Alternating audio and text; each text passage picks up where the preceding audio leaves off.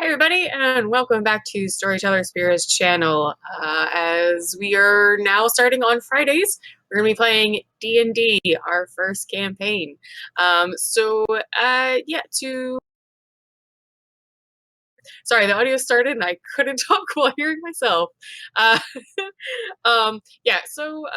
we mentioned last week with our initial session 0, we're actually building our own world, our own setting. It's going to have our own kind of designed gods and races even, based on D&D, of course, but we're going to pick really who goes where, which ones we include, and all kinds of fun stuff like that. This session, last session, we covered mainly climates, locales, things like that, and just started on the finer bits of, where cities are and where giant calamities happened. And this session, we're actually going to go on towards where we refine our world. We have our gods, our legends, our history, giant, big wars and things that happen. How is everybody doing? Let's start off with a little bit of banter. How's everybody doing tonight? I got myself calzone. I'm great, but apparently my name is Modi in the stream. You don't talk to me, I'm Spira, like that. And I like get out. Bunnies and eating coleslaw. All right. So Blood, I need you to yell like at the top of your lungs that there's Mises in the sewer. There's Zimises in the sewer. I don't know why I said Zamisi with an accent. The Mises. Huh. It's still much. It sounded like right? trying to talk about mice with an accent. The Mises. The Mises. Oh, Spira, I wanted to be you for a day. Why did you have to ruin that for me? I'm not in the control seat tonight. It's all his. Cuss! I pointed at Articus in the screen, but I meant to actually point in real life at my husband. Thank you. Alright, everyone should be fixed. Sorry about that. Thought we'd play a little role reversal, but, whatever. This is a role-playing channel. They just couldn't go with the times.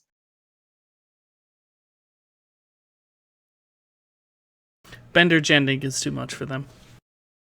Wait, Hey, what? Hey, I'm pretty sure like half of us are banned from gender bending at this point.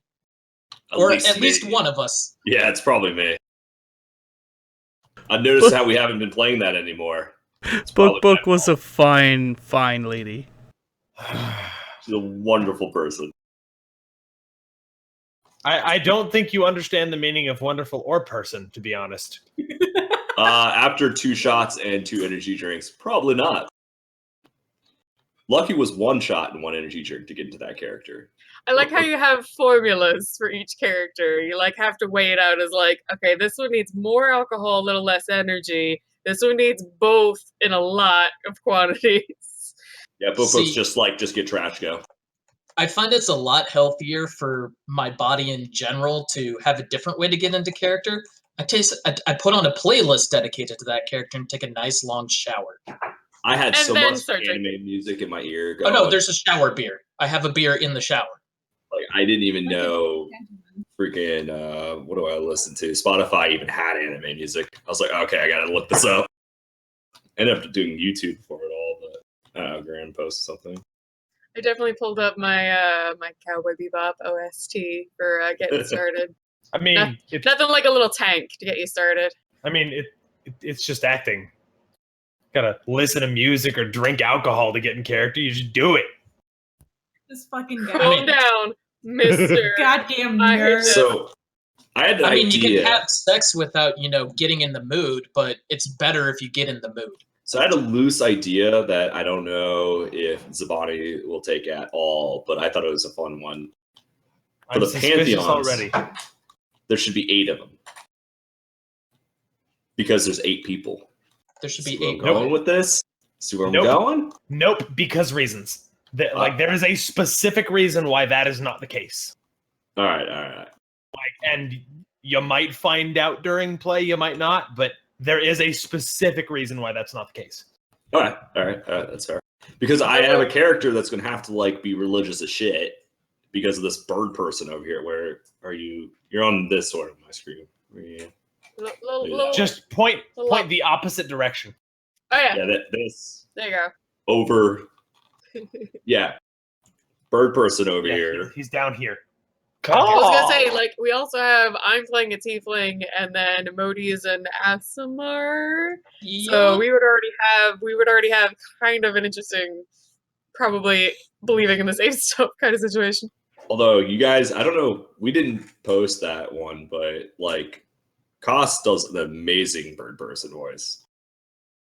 It's And legit. not Rick and Morty bird person. No, That's not what we're talking about. Like an Well, we could be. authentic Birdman. Yeah, for everybody who knows what a Kenku is, that is what Koznak will be playing. It's a crow person, like crow humanoid. Really interesting thing is that they can only repeat things they've heard, so they actually speak like with other people's like voices and sentences. He did a really great job in our practice session, so you'll get to see that when we actually start playing. Kind of like the mirror in that episode of Steven Universe. I think this is a good start to actually get into when I have enough time to actually, finish building our world. So Zibani, kick us off. Give us the little background on the Dawn of World system we're using again. All right. So for those of you who this is your first time here, we are playing, obviously, like she said earlier, Dungeons and Dragons. I'm having my players build the world so that they can be invested in the game more than just plopping them in an existing setting or a setting of my own. That way, any city they go to, they're invested in because they helped create it. Any weird races that are maybe not in the book, like they had a hand in creating it.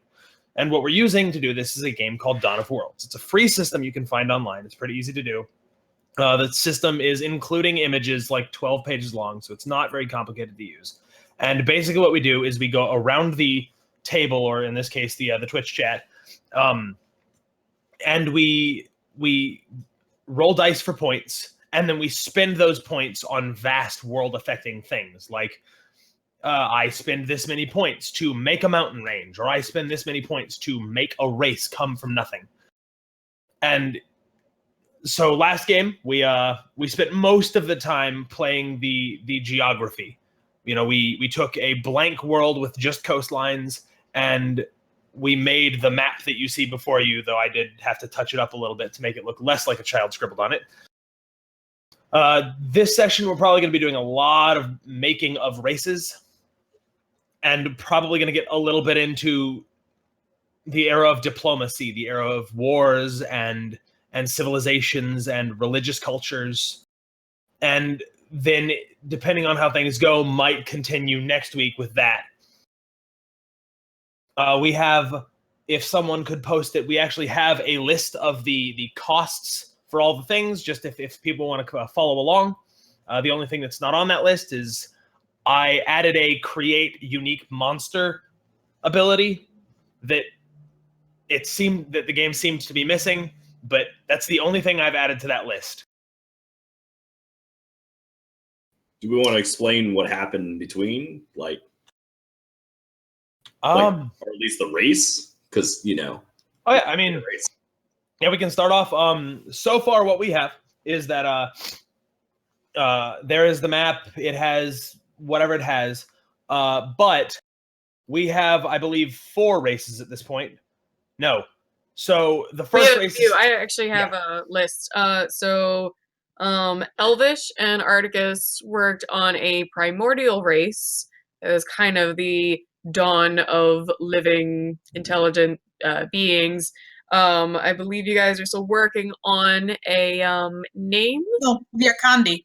Yeah. Okay, that's right. We did come up with a name. We also came up with a group of lizard folk. We have humans who are in the Red Hollow. We created all elementals so that the Genesi half elemental creatures or player race could exist. We've got elves already. We've got Shi'ar style avian humanoids. We've got the sloth-like people named the Da, who live on the low. You did it wrong. You did it wrong.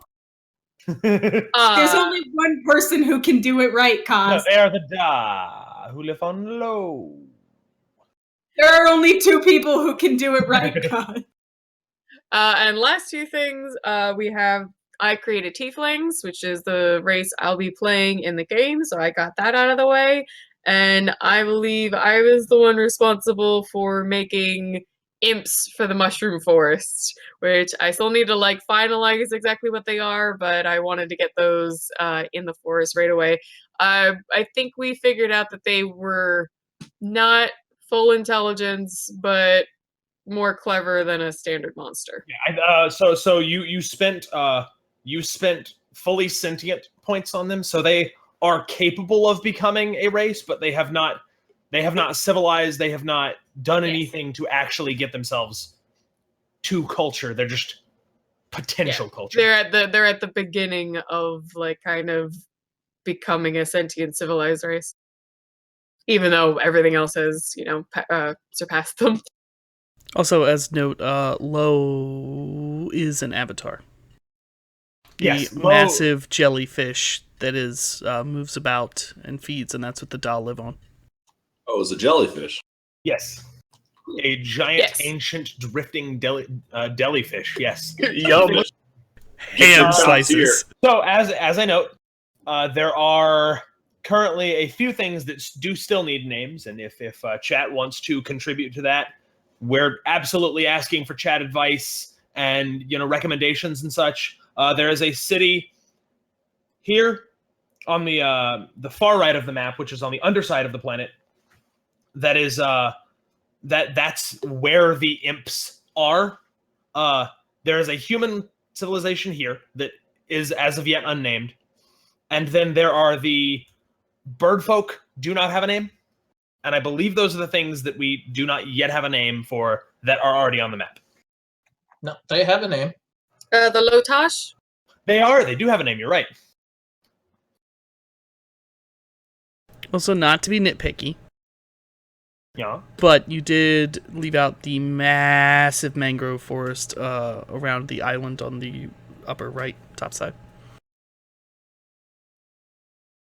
I will make sure to add that later. For now, No, I just wanted to mention that there's a huge forest there, so it's not water. So I have a question for you, Kaz. Yes, sir. Does the giant jellyfish have stingers, or like? Is it a man of war? It is like is it like an anemone, but like for the No, it's not a colonial jelly. It's a singular entity. Does it do that cool thing where it's lives forever? Yeah, that's why it's ancient and massive. Yeah. Does it have giant nematocysts though? Just like giant like it does have the stingers though. Yes, but it's for defense. I'm picturing with the size of this jelly, the actual stinger is like, pierces a giant hole in your chest stinger more than it is It's like an actual harpoon. Yeah, it's more like firing biological harpoon siege weapons at you than stinging you. Dang, that's a sting. Right through the chest. Well, that's where all the giant fish went. So You're to rest in blame. peace, rest in peace, Steve. yeah, right. Was Yep. that a Steve Irwin joke? Because that hurt my heart. It hurt his too. I know. Too soon. I mean, we're getting demonetized anyway, so fuck it. Yes. Yeah, who cares about monetization at this point? It's like On a not being completely monetized. It's like mom's not home. Ah! On a completely unrelated note, follow us on YouTube. Yeah. Or don't. See what we care. Yes. We don't like whatever. All right, so I do have a question for you all. Do you remember how many points you ended last session with? Yes, because I did this correctly. I have- ended with none. 3. Hey. Oh, so I totally know. I ended with 9 with 1 on loan, so 10 total with 1 on loan from Elder. I have a spreadsheet. Of course I have a fucking spreadsheet. I'm loaning points left and right. So now You're we know who's the adorable. bookkeeper for this campaign. yeah, yep. You're the one keeping the items and the Oh, gold now. did you by chance roll a rogue? No. Nope. We don't have a rogue. I Yeah. was counting on the bard. I'm the closest you got, babies. I can fly. Barbarian. I'm a druid. I don't even remember.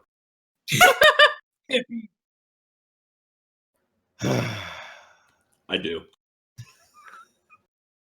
I'm keeping that name, by the way, the one you gave my character.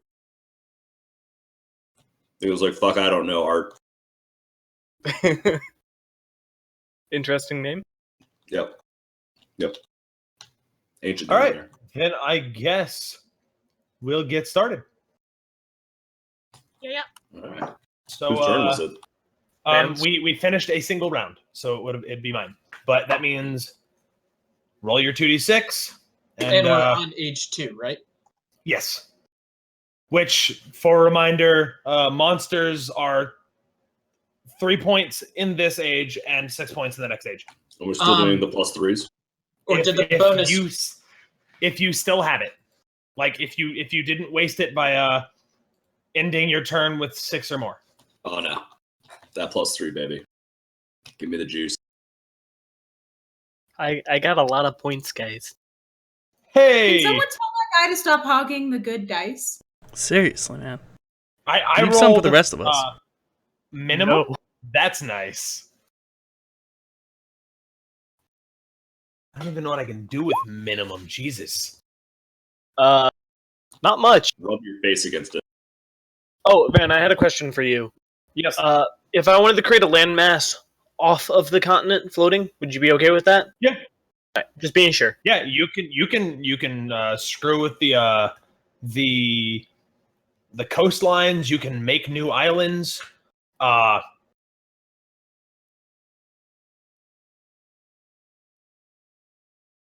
right, so It's going to be a little bit more awkward without the grid this time. yeah, C'est la vie. yeah, but we're not going to be doing too much that measures in inches at this point. So, not to mention, I ended up expanding basically everybody's geographical features once I made this map manually because there was still a bunch of empty space. So I was like, I'll just expand it. That being said, okay, so we have that. I have 5 points. I think that I am going to. I'm gonna make kobolds. That is the race that I'm going to make. Little variant. They came from the lizard folk. And they mostly tend to spend their time on the darker bottom half of the planet, for now at least. But that's all I can do, because I don't have any more points than that, because I rolled. Because you're poor. I rolled As 2. intelligent I or can lend you monster? some points if you What's want. that? Do you want to? No. I'm good. They are an intelligent creature. They have sentience. They can build society if they decide to. Kicking.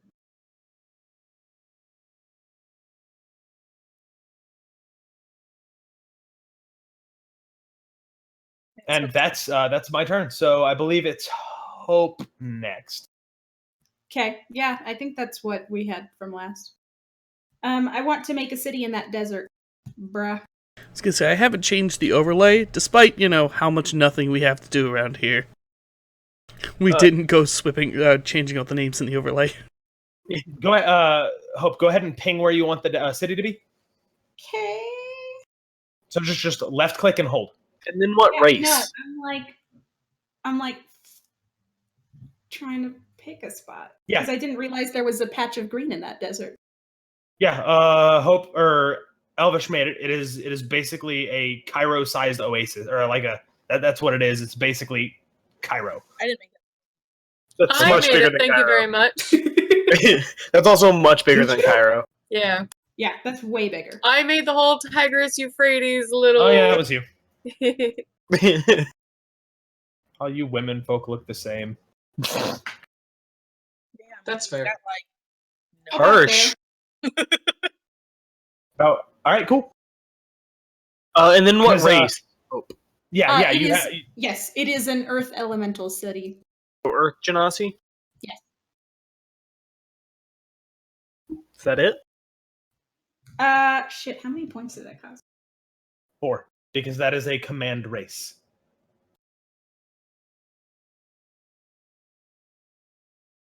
I'm gonna do another city. We will need a name for both of these cities. The first one, the Earth Elemental one or Earth Genasi one, is called Kostan. Yeah, you can, so you can go ahead and put the text, because I'm the only one who can make cities, but you can put the names.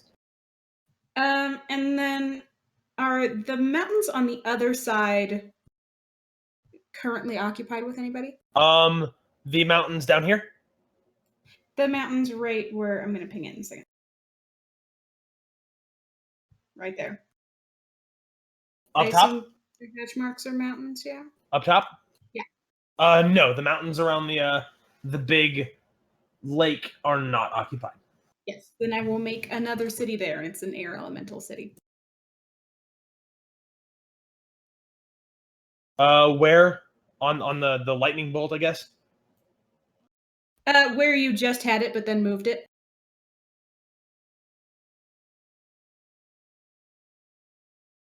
Give me a moment. It's kind of a pain to move this stuff around.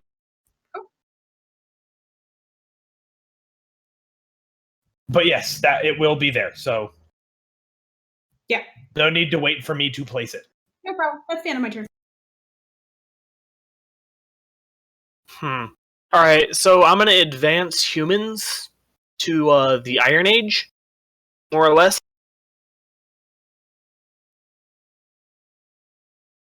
So just keep that in mind. The elves exist? What? Okay. Just curious. And then I'm also going to advance lizard folk to where So they are you- started. Okay, are you going to advance humans to the Iron Age, or are you going to advance one of the human cities to the Iron Age? I'd want to do the entire humans, but like Red Okay, Hollow, where it starts. That's advanced civilization, not advanced city. Yeah, that's what I meant. Sorry. All right, cool. So yeah, advanced civilization to Iron Age for humans, and then I'm going to advance the lizard I folk. think Bronze Age comes first. All right, then Bronze If I'm Age. not crazy, yeah. And then I'm going to advance the lizard folks to the point where they're starting to breach into other planes and try to branch out with some of their existence. And that's all I'm doing.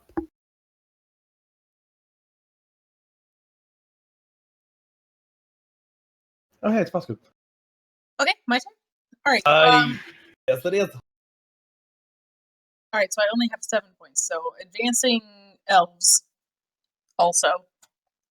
And then no, I really can't do anything else. Yep, guess I'm done. Hey, I know your pain.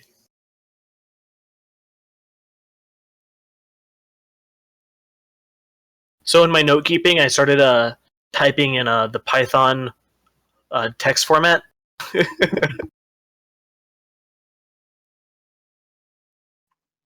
You mean in a terrible language that forces you to format in a certain way? Yeah, but I mean, it's a good place to start learning. Hey, yeah, you gotta learn. You gotta start somewhere. I'm just picky about formatting. Right, Art? Wait. Okay, Modi. Yes. It's your turn, Modi. Oh, she finished? What did you I only had do, 7 Elvis? points. I advanced elves. The end. Done. Oh, sorry, I completely missed that. You're fine. All right, so my turn is I am creating a race of what is the so Agaroth, what is the terrain to the south of it, that white stuff? That's all tundra. Tundra or Yes. Taiga? Who put tundra there? Hope. Me. Ah, fair enough. I'm going to create a civilization there that I'm still working on in my head, and I'm going to advance the Lotosh to the Bronze Age. Cool.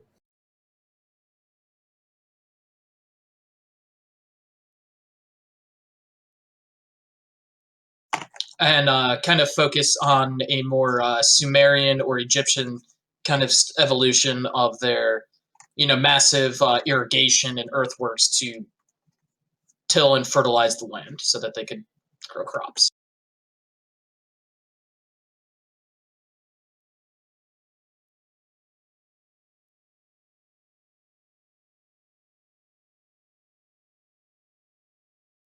I really like this map, though.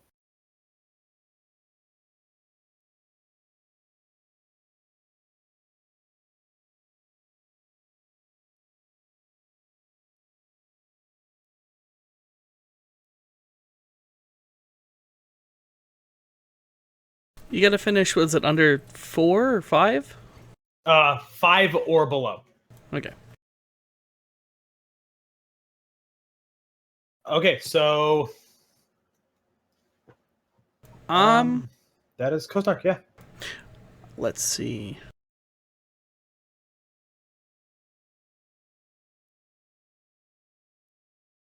We're going to advance and purify the Da.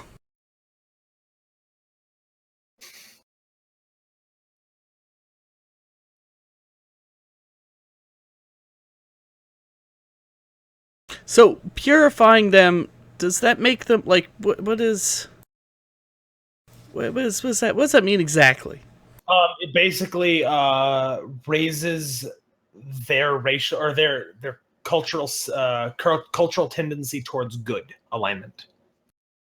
But not necessarily like lawful good, but No, it raises it towards good. Okay, yeah. So we're going to advance them and purify them. And that'll be the end of my turn.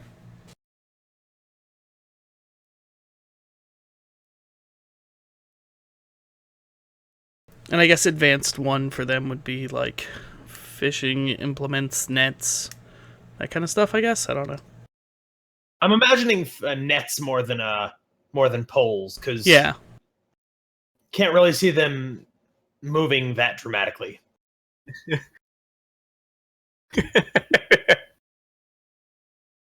It took him a couple hundred years to move on past that.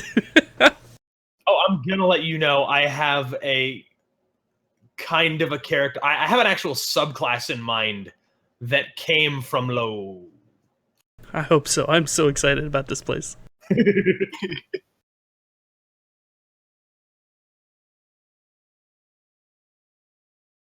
And that's you, StorytellerSpira. Bosku, real quick, Bosku asks, can they be moved towards chaotic? Lawful and chaotic are technically a thing in 5e, but because of how vague those concepts are, they're kind of a springboard for character concepts. There are, I don't think, any mechanical references to law or chaos in the entire game. There are only a couple of mechanical references towards good and evil.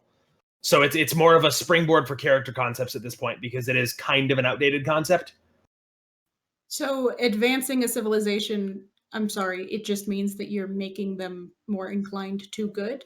No. Purifying a civilization makes them more inclined to good. Oh, okay. Bosco was asking if you could make them more inclined to law or chaos, and I'd be fine with you purifying towards law and corrupting towards chaos, but that chaos and law are less of a... They're such vague concepts that it's kind of difficult to pin down exactly what they are. So 5e has kind of strayed away from those being mechanical ideas.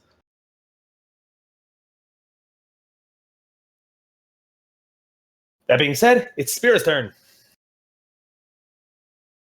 Yes, sorry, just trying to help keep track. I have a lot of points, so I should waste them. Oh, poor you. Is it first player problems?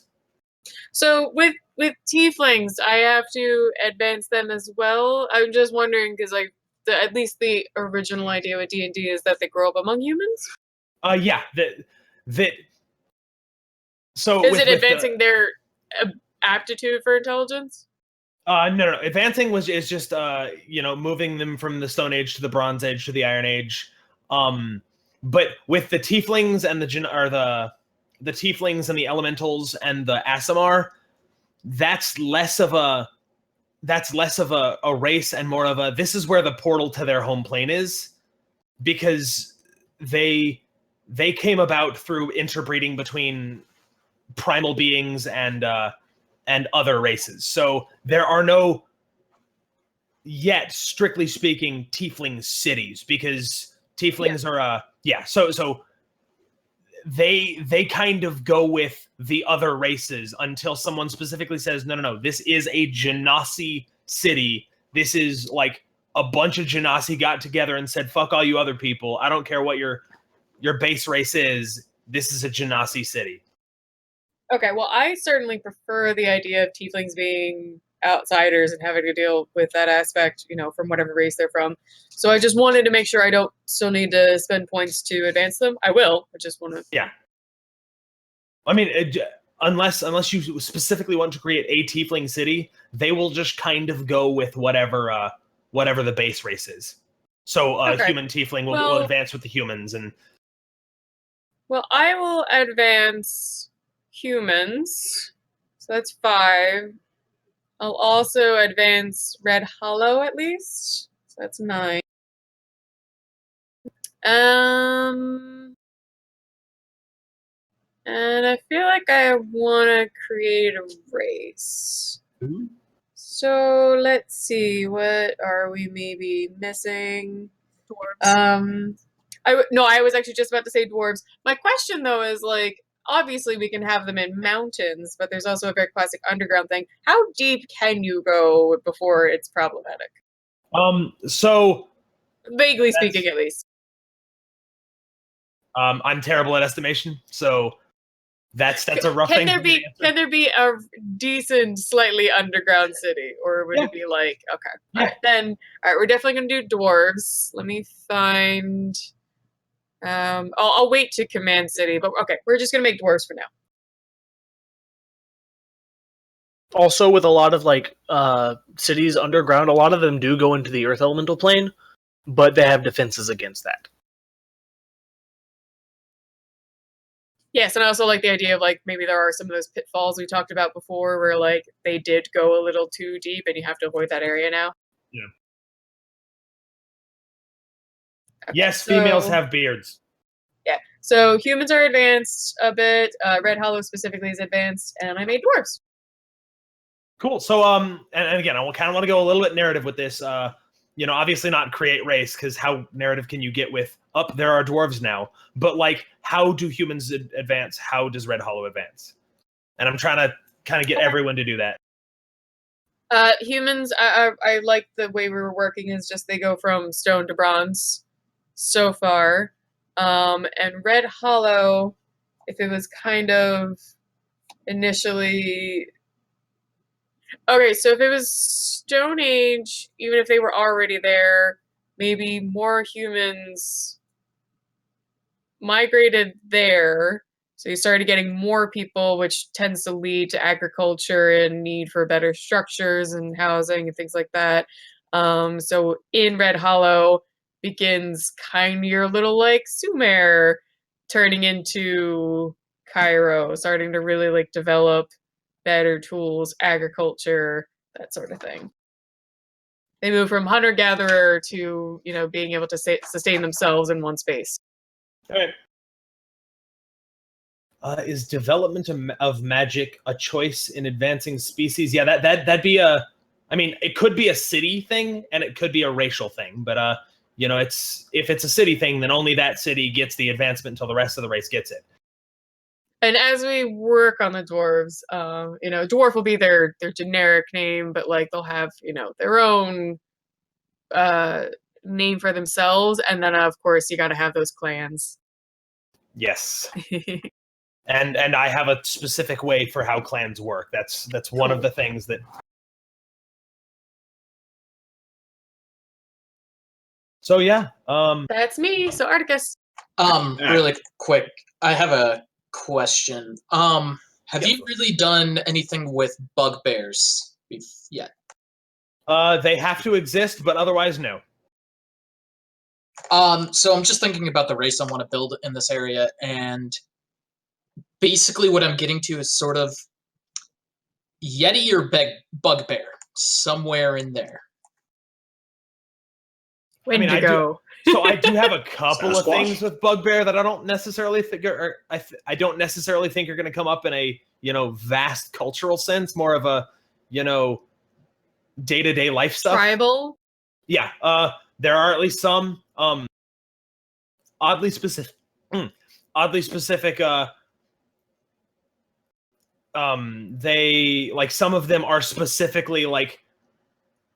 Breeding is not a thing they do for pleasure. It is a thing that like some people some bugbears that's their job. So some never experience that in their life because they're warrior bugbears. They're not breeders. But like I have things like that are like day-to-day life. I don't have like cultural mass things. All right. I was just thinking, and I was kind of like, well, I want them to be like tribal and a little barbaric and larger. I mean, and then I was like, okay, well, it's tundra, so they're gonna have big, shaggy coats. So it's like, so hairy orcs. Oh, Yeah, bugbears. Bugbears. And I was gonna call them their hruff. All right, you're up. They're rough. All right, then not bugbears. Rough. Well, I just like the name hruff. Yeah, no. I mean, perhaps you know what? Hruff could be the bugbear word for bugbear. Exactly. Cool. Now I just want some bear bugs as a monster. Bugbear just always bothered me as a name for a creature. It's just like, this is the laziest name I've ever heard in my life. You're not wrong. I just love like the idea of little bears with wings that are bugs that annoy people. Hey, Art, you're up. Sure thing. All right, so until C.S. Graham stole it, I had an idea of advancing a civilization with magic.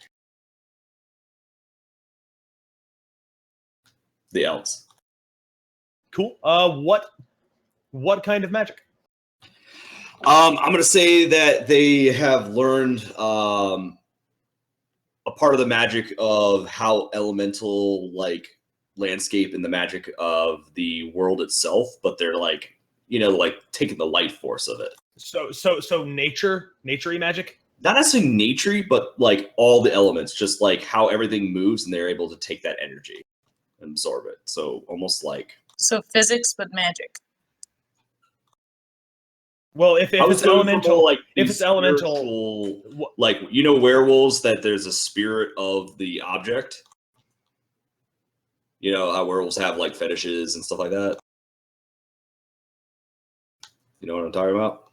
Zibani doesn't know werewolf. No. I don't know werewolf very well, and I'm also trying to reconcile this with the mechanical things of D&D. Well, I have no idea. Yeah, I was coming up with basically that like all objects have a soul, if you will, and it's activating that soul. But I'm not literally saying activating, but they're able to suck the energy from or use the energy in some sort of way. Almost like alchemy, where you can take an energy of like gold and turn it into dust to do something. Yes, it's just the problem is I don't quite know how to reconcile that with the way the mechanics work. I have no idea. I'm just making things up. I kind of liked it. Animalistic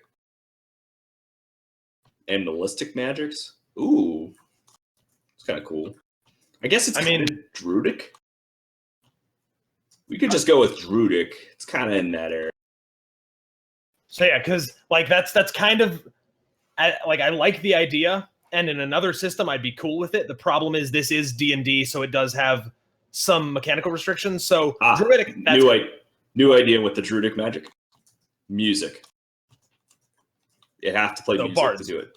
Shh. No. So bards. No. Cooler than that. I mean, lizard folk can't really sing. Cooler than that? Don't you I shit feel on like my his class. idea though, Van, would work. But we can hammer out the details later if he wants to do it. So druidic bardic magic?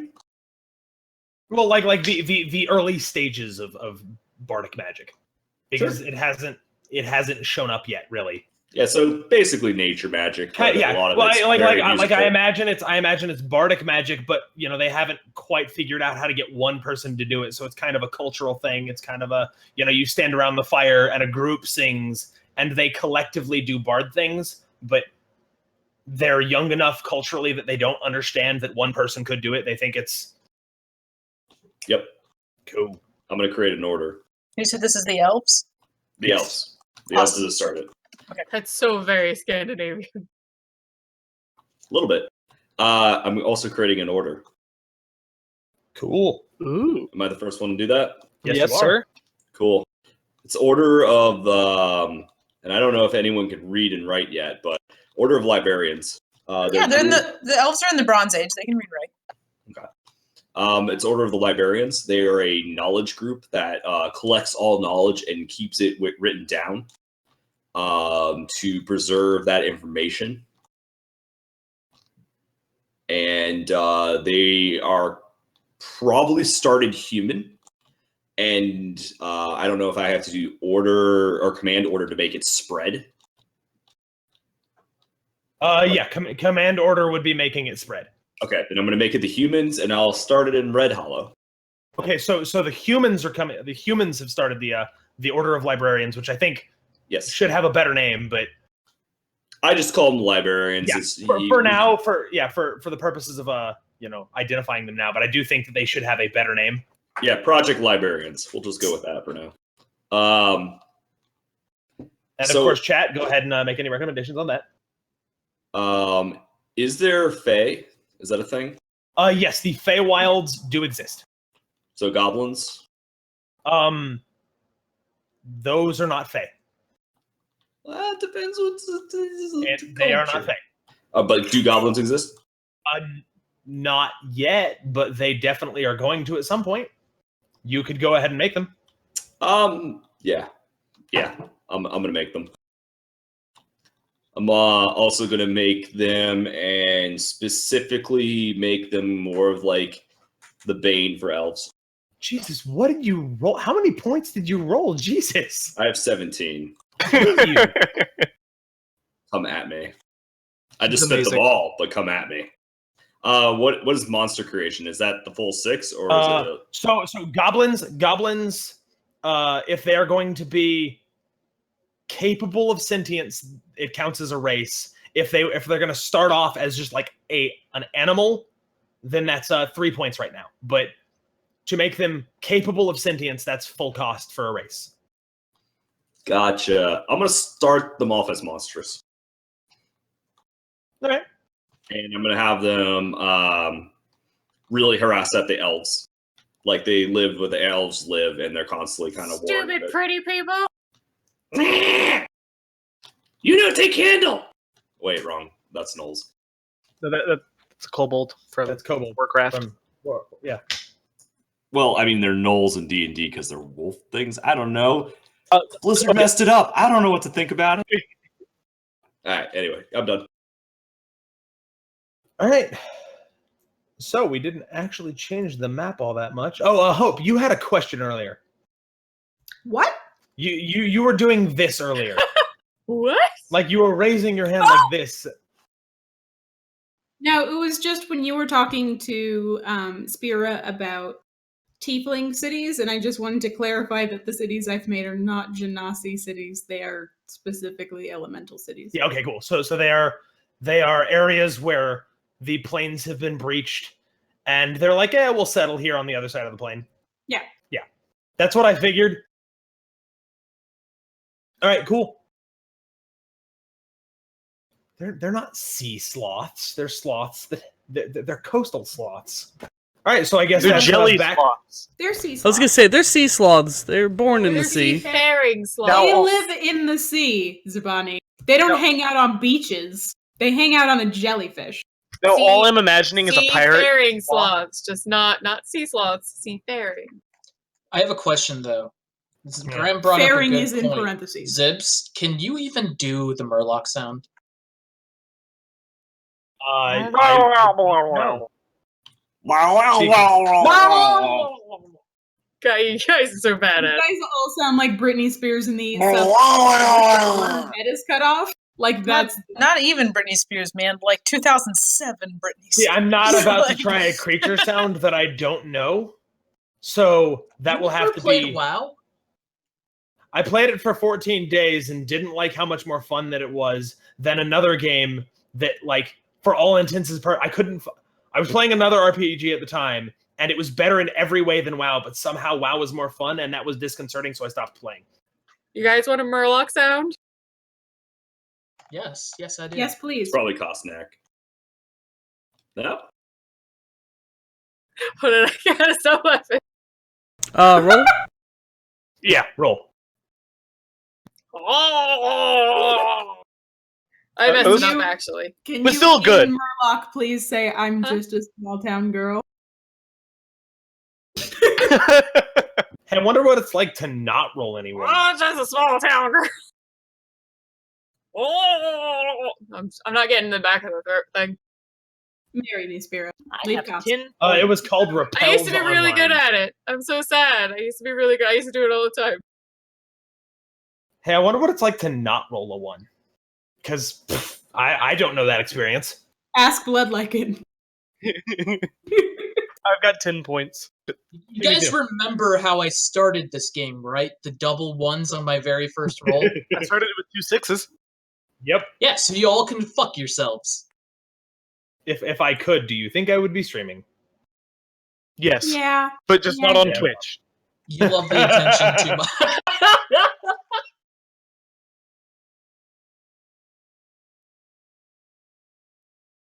What did you need? What happened? You rolled for points, then it's Yeah. Ben's turn. Oh, also, is Gamshid here? Gamshid is in here, I think. They were posting earlier. Okay, because I did reshape Fetus Island, by the way, if you noticed. It looks decidedly less fetusy. You son of a bitch. The memory of it will No, live in our but like now it looks like Bart Simpson's melting. Is this where we do the Twitch thing and say F for Fetus Island? Yeah. Everyone pay your respects? I play on console, so it's X for me. Sorry. 10 points. To Gryffindor. Are we rolling? Yes.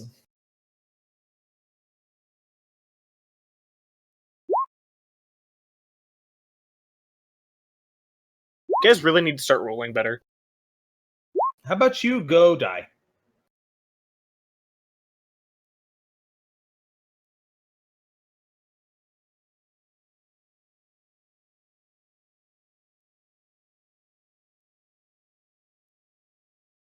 And see, and this is where it's like, what needs to exist? You know what? I think I'm going to make a race of orcs. I'm going to make orcs come into play. They will be, and no, you know what? I'm not gonna make them a. I'm not going to give them a city. There are going to be just tribal nomadic orcs up in the tundra on the top part of the dark side. And that will be my turn. They're just a tribal nomadic people. Live primarily in the tundras. They hunt in kind of very, very barbaric cultures so far. And that's my turn. Hope.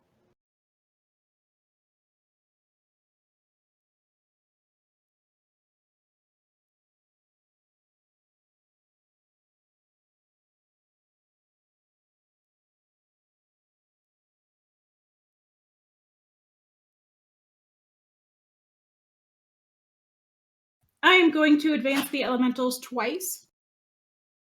If that's chill. I don't know how advanced that makes them, but they're that.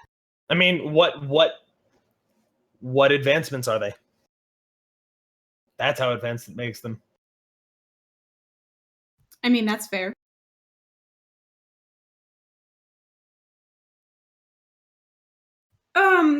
Not That's just not what orcs look like. not just regular like think like that's the what ability to write, but like advanced literature and the ability to mass produce it, as well as institutions for education. All right. I just And this is the earth elementals? Yes. Oh, I really wanted to see the fire elementals be really good at books, but can't ever touch them. Everything was okay. Oh, it'd be on plates of steel. What would it be to command a Look, monster? let's not start talking about books inscribed in metal. Terrible things started that way. I see. That's the end of my turn. I don't see what you did there. So, what would it cost to command a monster? Not a city or a race, just a monster. Like what are you trying to do? I want to command the elemental shadow monsters to kind of start inhabiting the earth elementals.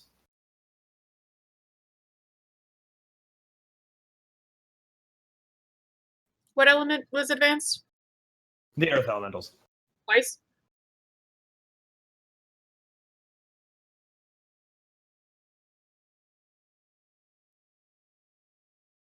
I will say at this point 3. All right. Okay. So then I'm going to. So who made the book people? The book order. Articus did. Right. The humans in Red Hollow are where they began. All right. So command order is 3. So I'm going to command that order to make their own little collection of text and stuff. Basically, a big ass library. Maybe kind of on that little peninsula just below Red Hollow. We'll call it the Great Library. We will call So it. down there? Yeah, right around there somewhere. All right. Or their and then- language probably isn't that sophisticated, so they simply call it book. Yeah, Book does not exist in this world. not yet. And then I'm going to Not create an ever. avatar for them called the Bookworm. Oh, Wait.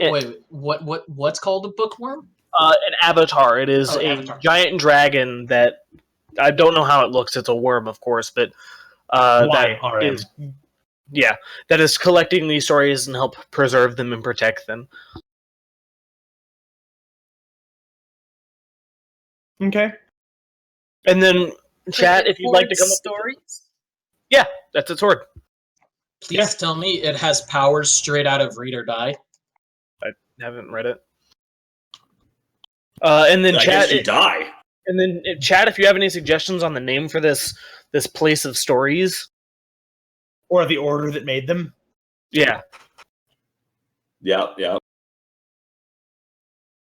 and that's my turn. That's all my points. Well, I got 8 this time, and I got 7 last time. So I am just cruising along in these wealthy points.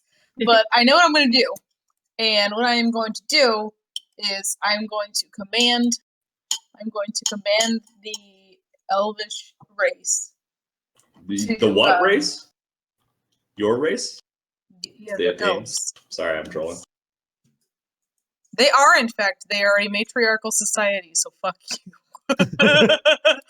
Are they led by the Elvish Dame? Yes, they are, in fact. And actually, the Go name away. of their city, Faroth. That was the joke in the first place, Spira! Yeah, it was. Guys. But I like, know, come I on. got it. but in all actuality, honestly, they have that was the name of their city. That was the city that you would go to make like the pilgrimage to for like different things. And Farothwen is literally like warrior maiden is the name of that city. That is what it means in Elvish. But Having Can you a not hear little me? bit of trouble Could hearing what you understand just said. you.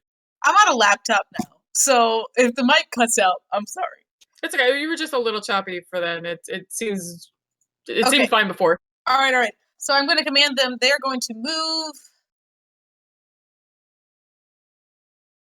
They're going to explore far enough that they come. I don't know. How do you They come here. How do you ping? She's asking how do you ping? Just left click and hold.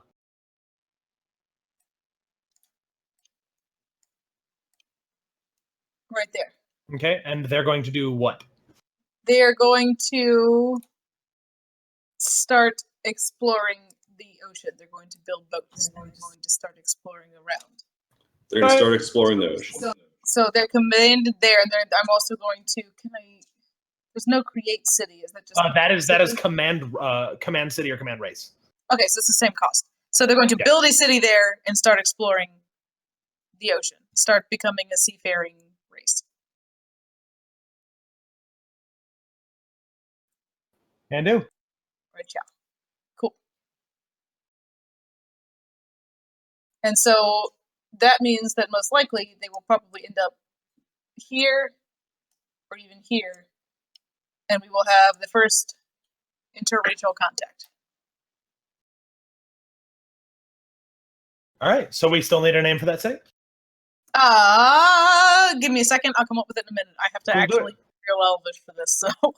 I also have a name for the librarian's keep, or whatever it is. So the keep of Dosias. Okay. It's in chat. You can actually go ahead and write that. I can.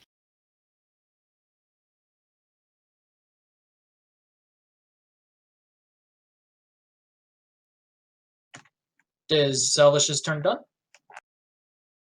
Yep, that's all my points. Okay. Command city is how you create a new city, right? Command race, which is Same the same point. cost. It's the same cost. This, actually, yeah, it's either depending on if you want to make a solo racial city or a city based on whatever exists in a previous city.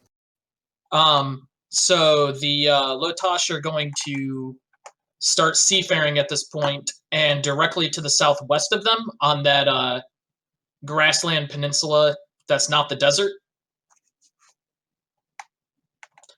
they're going to settle a new city called Ildanu. There should be a city tile there now. So it's not letting me move it to where I want to move it to. So, where are you trying to move it to? just a little bit more below the dot. All right. Well, I'll keep that in mind. I'm the only one who can move them, and it's a pain in the ass for me to move them. What was the city for? The one this I is just just another Lotosh city.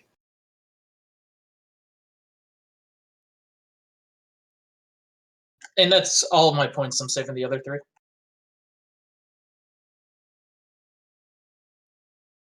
And I'll be right back. All right.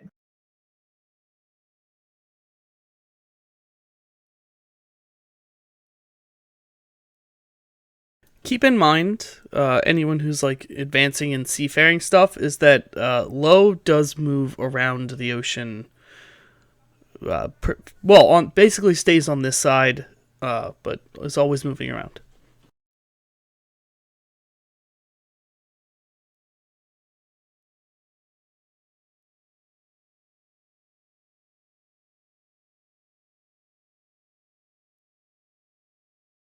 Modi went, so that is your turn, Kosnak. Oh, I know. I'm thinking. Give me a All right, second. cool. Yeah, I got you.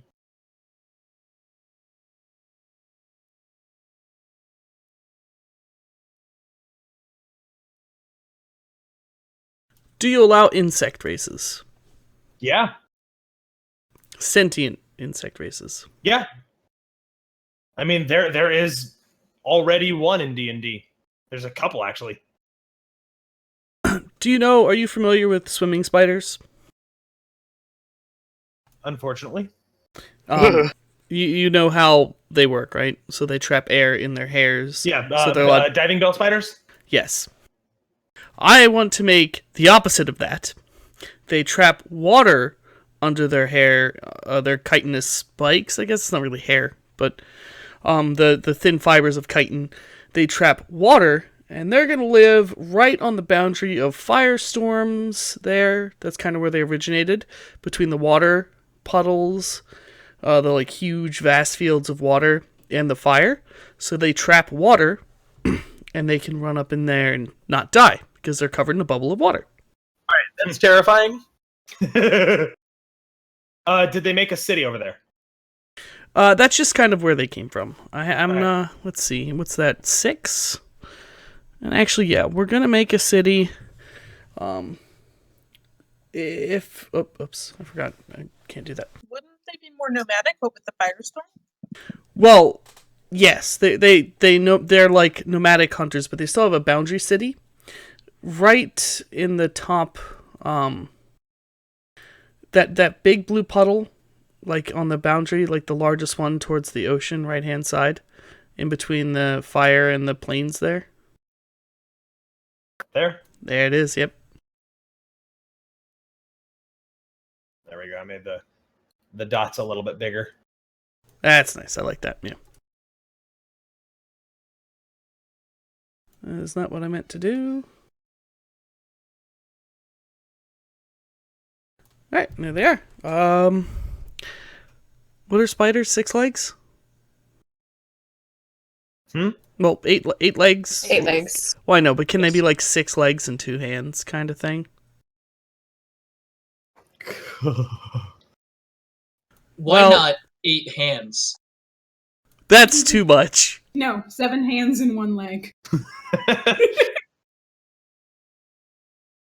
Anyway, the 2 of their legs have evolved to become they can be used as prehensile. They only have 3 fingers, so they have like 2 main, but then actual like thumb as well. You know, spider legs.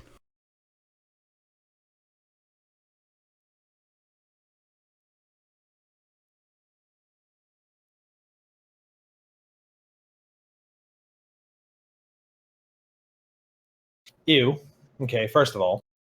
But like, since we're done with it, you done with your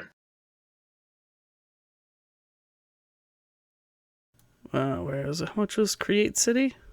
Create city is command race or command. Okay, command Yeah, that's race. 4. Yeah, so that's 8.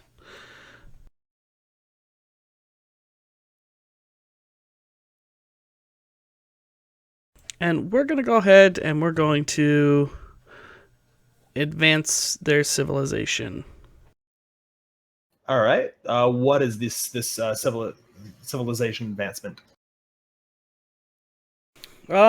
Protective wear. All right. So they've learned to wear wet and green grasses and strips of plant vegetation that's in between their hairs that's also soaked in water, so they can travel even further into the Firelands for even longer. I just imagined a bunch of spiders running around with swords. That's coming. Don't you worry. But yeah, almost like armor, like natural woven armor that they wear. They weave it around their chitin spikes. Helps hold water and protects them from whatever the hell kind of creatures I decide to put into the Firelands or someone else puts in there.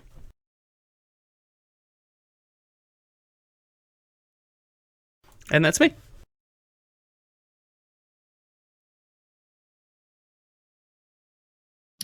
Avatars. Yes, sir. Do they have to be like attached with a race or something like that, or can they just be god-like things? Can they be attached to an area? Isn't that how the jellyfish came to be? I mean, that's kind of how the jellyfish came to be. It could be an entity of protection of an area. Like it could just be. Yeah. That okay. kind of makes sense. So in not at all Scandinavia, the taiga area, I wanted to have an avatar that's like a protector of the environment, any woods that are around or anything like that, and it is basically going to be an Irish elk, which if you don't know is a not well prehistoric in the sense of before history, but super gigantic elk, like 4 times the size of elk we have today. Cool. Hold on one second.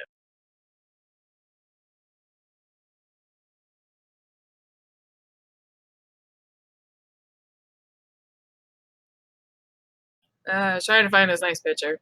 But anyway, yeah, so it is going to be an absolutely gigantic elk that protects the area. Let me see what points I have left. 7.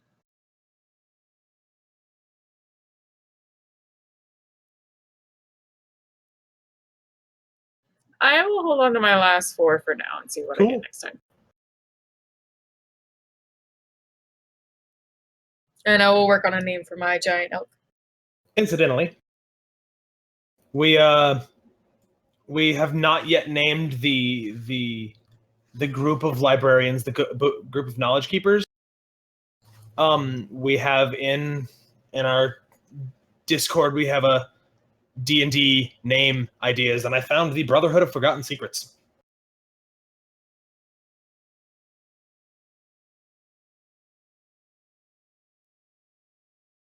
Or maybe something like Secrets Told, because they're collecting stories that they're not forgotten. Maybe they have a name change, like a new HR manager, PR. Sometime in the third age. Are they gonna make us stay on Saturdays? Because I really don't want to. That being said, I believe it's Articus's turn. Oh, sweet Jesus. All right. I'm going to command city or race or something. At this point, it's the same cost. Once we get to the third age, I'll decide what the difference is. I'm gonna make those elf people do this thing where they travel across the mountain and end up on the other side, from the top coin to the bottom coin. They're an exploration race. They went into the ocean and now they're going across the fucking mountains. And now they're gonna We make, shall see it all. and they're gonna make a city. Okay, that is sorry. That is going to be exceedingly dangerous for them because that's like the one place where it's less reliable than anywhere else because the gravity is there, but it changes from step to step. So it is very dangerous. And I don't know if they actually have the technology yet to survive that trek the whole way across. Like they don't have any kind of climbing gear yet. They don't have any, and what I was picturing is that you walk 10 steps forward and gravity shifts in a direction and you just fall to the left. Well, maybe they tried and this particular expedition failed. So then the next turn we can advance them and try again. Yeah. No, yeah, I'm saying so don't spend the I'd say do half cost on that or do half or actually I want to look at. Well, they have sing-along songs. I heard that helps you float sometimes. So theoretically, to transverse this gravity fuck place, Spider-Man would be amazing for getting through this area with his grappling hooking around and stuff. And more importantly, his ability to cling to walls. Both wonderful abilities for this area. Yeah. So you're saying they need to invent spider climb? Yeah. Fair enough. All right. Well, I'll do another thing then. Well, I mean, we still need for them to do that. They do need to try first. Fair enough. So 2 points to try. Cool. I'll put notes on that later. And I am going to make a race. Right, meow. Moo. Right, meow. Lower side in the wind area. Do you also have the create city points for that? I do now. All right. I think. Wait, how much create city? So 4? create race, I think, is 6, and create city is an additional 4.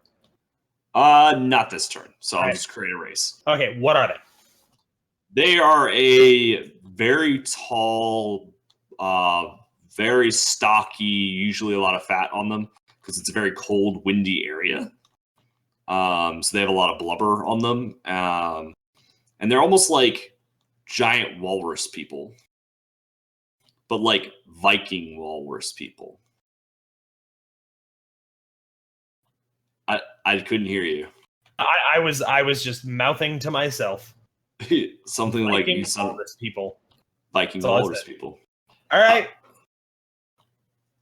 And they're very pale skin. And they have very light eyes. A lot of the things down there are going to be very pale skin because this is underside. So Yep, and the there's eyes, less so light they there. can see. Yeah. And the eyes are kind of squinted or at least protected somehow. All right. For the wind. All right. Cool. Big eyebrows. There we go. Giant eyebrows. Eyebrows. What a novel idea. Coolly. Anyway, I'm done. All right. That's roll. So dice. then, we roll dice. Hey! I didn't suck this round. I still suck. I didn't either. I hate you, Blood. I have 12 now. My God, 8 again. Are you fucking kidding me? I rolled 7, 8, 8. Just like every. Hey, baby girl. That's average If it on makes you feel 2d6. any That's better- average. I want to collect on that 1 dot point I owed you or lent you. So give me it. Oh my, Lol. 8 points? So I only have 7? Oh. You She's want like it? the You can frickin' give it mafia. to me later. You can give it to me later. Okay. No, you want your money now. Now she has to give Yeah. you 2 Where's my points. money? Her money. She needs Yeah. it now. No, now it's 2 Well, points. what do you want to do with it? It's my fucking money, bro. I mean, it's not. It was You on loan. decided. You it decided was that on it was loan. on loan. I said, But, hey, like, you can have it when. But And you don't have any method to reinforce that loan. yeah, I can't choke the shit out of her. I'm not a loan shark. However, So that's up to her if it's yours. Make it a race. Make loan sharks. no. I mean, I want to. Loan sharks, they got a taste of elf, and now they'll never stop.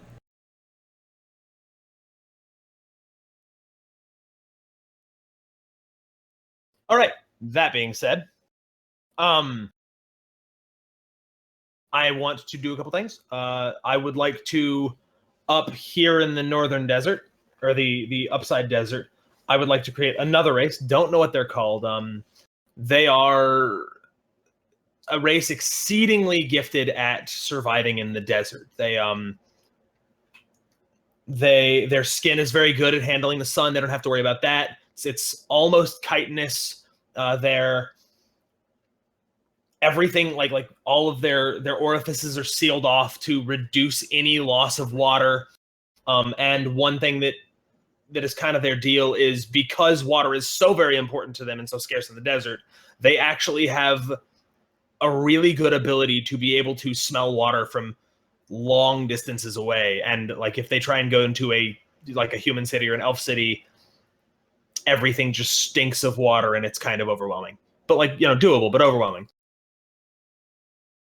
Would it stink in a?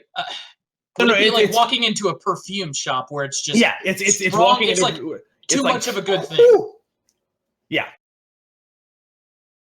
Yeah, and like their mouth, they have 2 sets of lips that open kind of like an airlock to reduce any moisture getting out when they open their mouth. So kind of like the creatures that have like 2 sets of eyelids where it's one. Yeah, but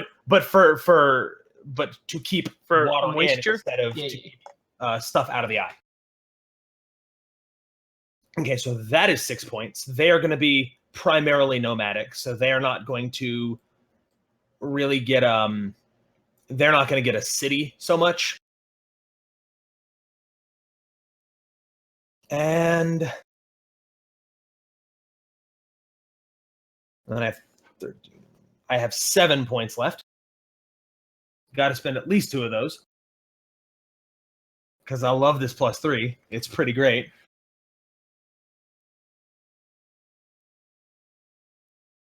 And then I am going to create an avatar. Yeah, I'm going to create an avatar. And it is an avatar of the kobold race. And its name is a running joke. Its name is Pun Pun. Pun Pun is a running joke in 3.5 based on a ridiculous multi-class combo that you can basically give your character infinite stats if you have this build. But I like the character being this kobold that just discovers magic. He discovers an increasingly large amount of magic and is just exceedingly gifted at it. So he doesn't I don't really have any plans for him just yet, but Pun Pun the Kobold exists now. And he is let's see, he's still on the bottom side. He's like right at the edge down there for now.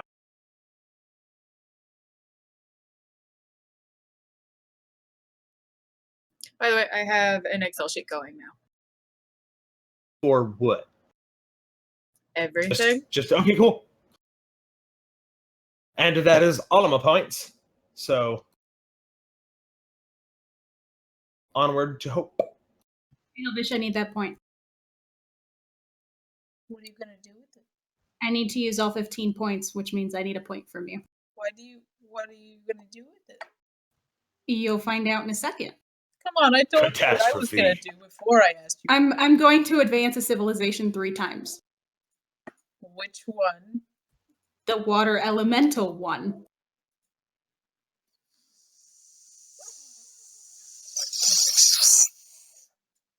What the hell happened? I'm sorry. You hissed. I'm literally just making a weird noise. I didn't realize it was going to be so disruptive. I'm so sorry. Yeah, you can have it. That's fine. Thanks. Hey, so I'm going to advance the water elemental civilization 3 times. Okay, what are these 3 advances? I want them to be immensely intelligent in terms of biological science. What? Like fish? Yeah, Because like they're fish. down at the bottom of Yeah, the no, ocean. like fish. Excuse me, have you ever heard of Atlantis? I mean, they fucked people too, so like, So they fuck fish and people. yeah, like they've gotten around. So they at least understand somewhat human biology. If they can make human children. Or sorry, half hybrid children. But yeah, I want them to be incredibly scientifically intelligent. And specifically biology. Alright.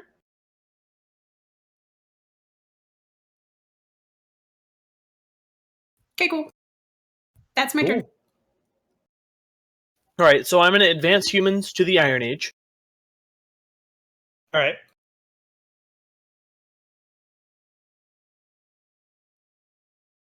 Just deciding. And then I'm also going to advance the lizard folk once more.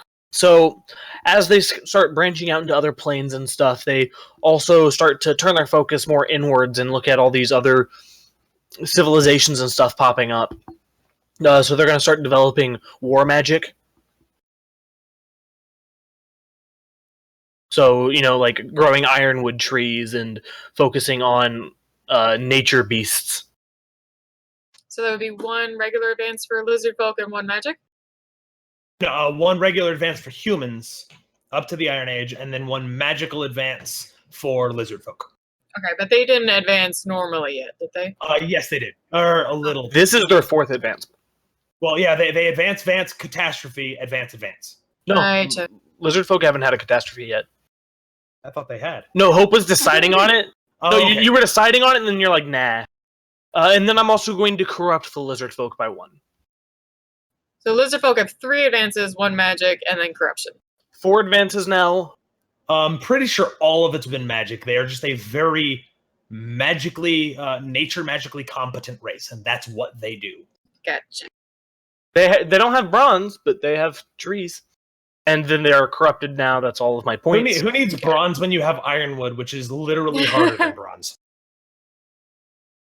I love the idea of like ancient magic that's technology, especially since I've been playing Breath of the Wild. It's like, no, this isn't a computer. It's magic. All right, and that's your turn? Yeah. Cool. Onward to Elvish Dame.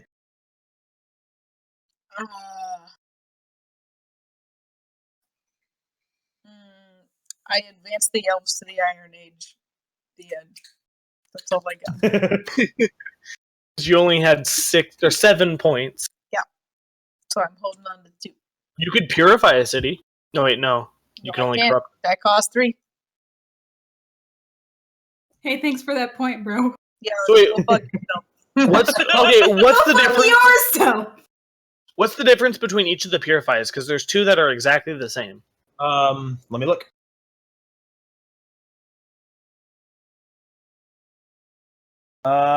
Purify civilization and purify city. Oh, okay. So I did corrupt the city, so the Citadel of Scales. Yeah, so them specifically, any lizard folk outside of them, or it's they probably have like a corrupted government. Cool. My go? Believe so. All right. First thing. So with the vent, can I do something like there was just kind of like a long, several years or decades, just meteor shower in the Hruth lands, just constant meteorites raining down and causing a bunch of chaos and panic, but at the same time, they now have this large abundance of meteoric iron, which is great for, relatively low technology people to make weapons and armor out of. All right, into it. So they would probably develop this very heavenly oriented religion and stuff, just constantly being bombarded with asteroids, but at the same time, they're like, wow, shit, it's the gods giving us gifts and making us stronger. Yes, giving us weapons. Weapons! And then the Lotash are going to settle another city going south of Agaroth, not quite towards so down with that little injut right before the taiga hits, and it shall be called Shirarat. Okay, where is the city going to be? Directly south of Agaroth, where the land on the west side kind of juts in to make a little bay. That's where... yes, a little north of that, so... But like just a millimeter north. But yeah, that's where Shirarat will be. All right, cool.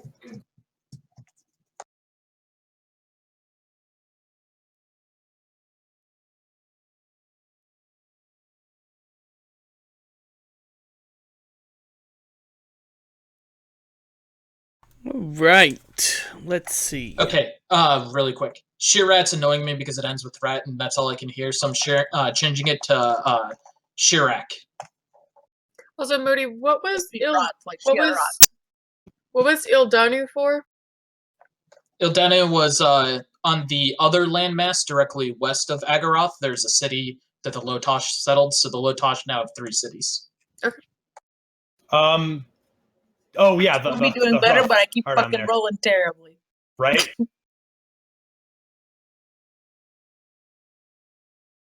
All right, that makes it Koznar's turn.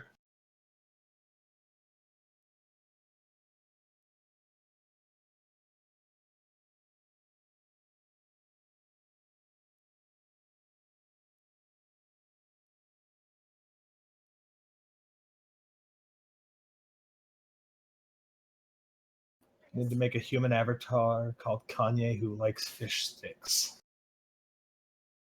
South Park joke. Yes. We are going to spend 6 to create a race. Okay.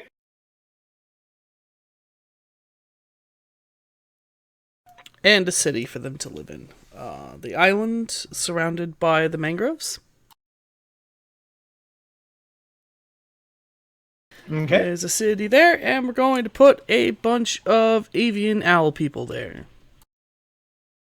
All right.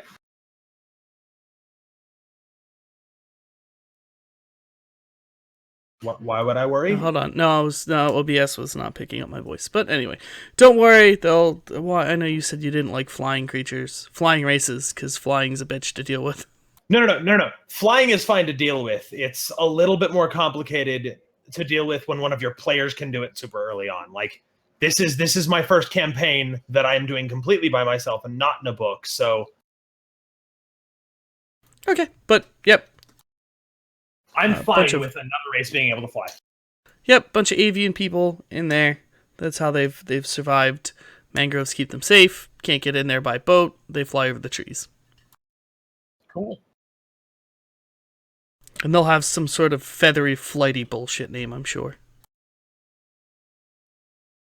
Are they like the swamp rednecks on the Discovery Channel? Oh, I thought you were going to go with Avatar. Oh no, not those ones. The Swamp Benders. No, they're birds. Obvious. Oh, I'm done. Spira, you're up. They're birds, though. Obviously, they're graceful. I've seen some birds that aren't. And like, just gonna let you know, just because they're owls doesn't mean they're smart. I've met owls. They're not. They're dumb. They're Okay. a dumb bird. Okay, some owls are very dumb. Yes, these are specifically owl-like, and they are sentient. Yeah, no, I got you. I got you. I'm picturing like these elegant-looking, wise-looking creatures that are. Oh, what? Are you done? What's up? We're owl exterminators. All right, my turn. Yes, it is. All right. Let's see.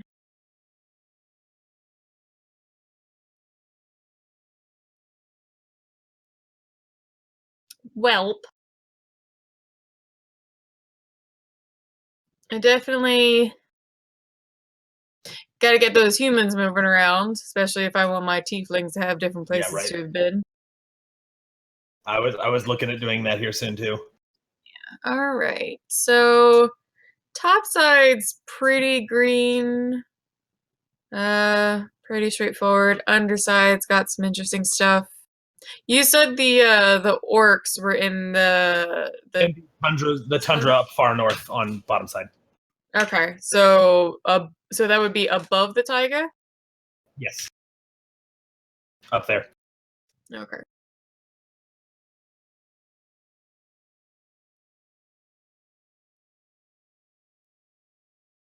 All right. Southwest of my magic mushroom kingdom, I want to start my my dream city that's so lovingly named Demuria, and I want we can it'll probably have to be after advancement, but my goal with the city is for it to be a port city where the humans do a lot of trade, especially as like they'll have a good system of people who are trained to go into those nasty forests and get the stuff. So I don't think anyone has yet actually traversed the edge of the coin. Oh, do we No have one's to do like oh, yeah. We yeah, tried. we need have to to- yeah. advance? We have to advance before that? Okay. Yeah. Somebody needs to actually like traverse the coin. No one really knows. The elves are part of the way there, and then once the elves do it, or actually, one thing that I was going to do is make that easier here really soon. Okay, well, I'll save Demuria then. It is a goal I have, and that's the idea I had for it. I'll wait then. I'll have points later, I'm sure. In the meantime, though, humans could use probably a couple different cities, being human pests and all that. So how about let's put them in the Caribbean, which is, not too far from Red Hollow anyway. We'll have some kind of basically almost Pacific Islanders that, So yeah, really, down there in the island area. Yeah, really made use of the fishing there, which they could like go to the other coastal cities and sell. And then even probably have like some tropical plants and stuff that are worth trading. Yeah. I will come up with a name. I'll have it by next round. Yeah.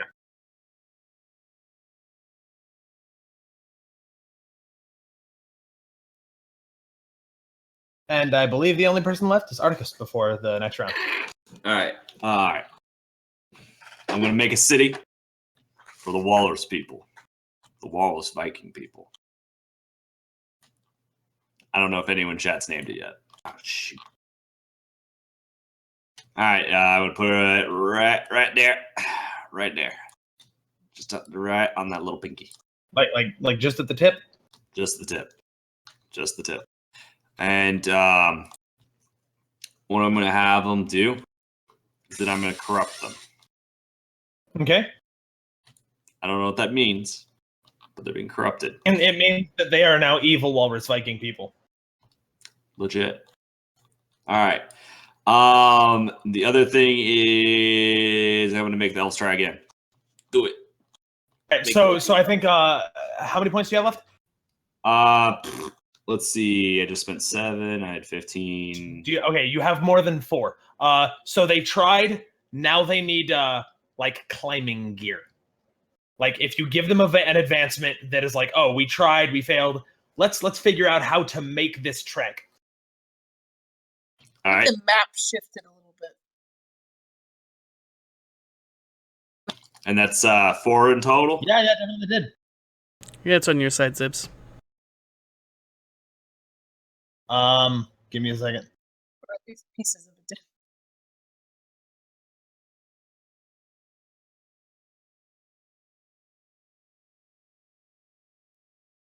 Oh no, the whole world is moving. Ah! The end of the world.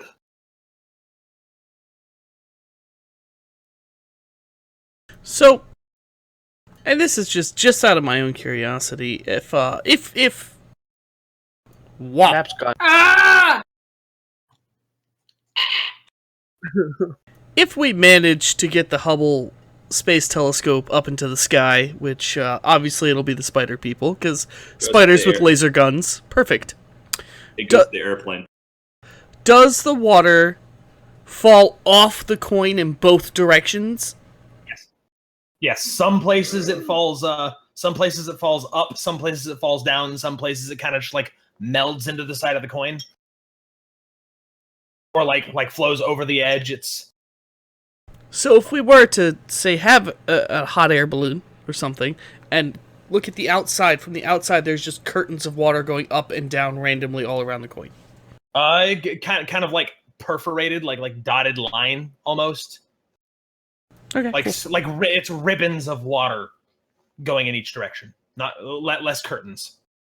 Also, it is very difficult to get too high because that's you start approaching the air elemental plane.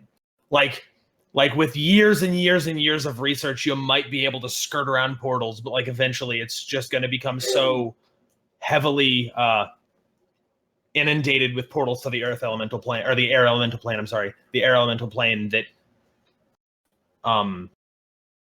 that's what happens. Yeah, Bosku, the two sides do not yet know about each other.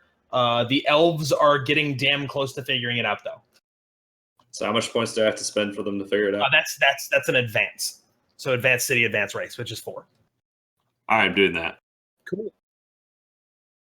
So Wait, what exactly advance the is- elves to learn the basic What's idea that? of Oh. rope. What's So that? Hope? what exactly is the difference between advancing a city and a civilization? Is Hope really quiet for anyone else? Yes. I mean, Little I bit. have her cranked to 200. I always have, though. I have all you cranked to 200. You should turn your bass volume up, maybe. No, I like being able to mess with my computer's volume.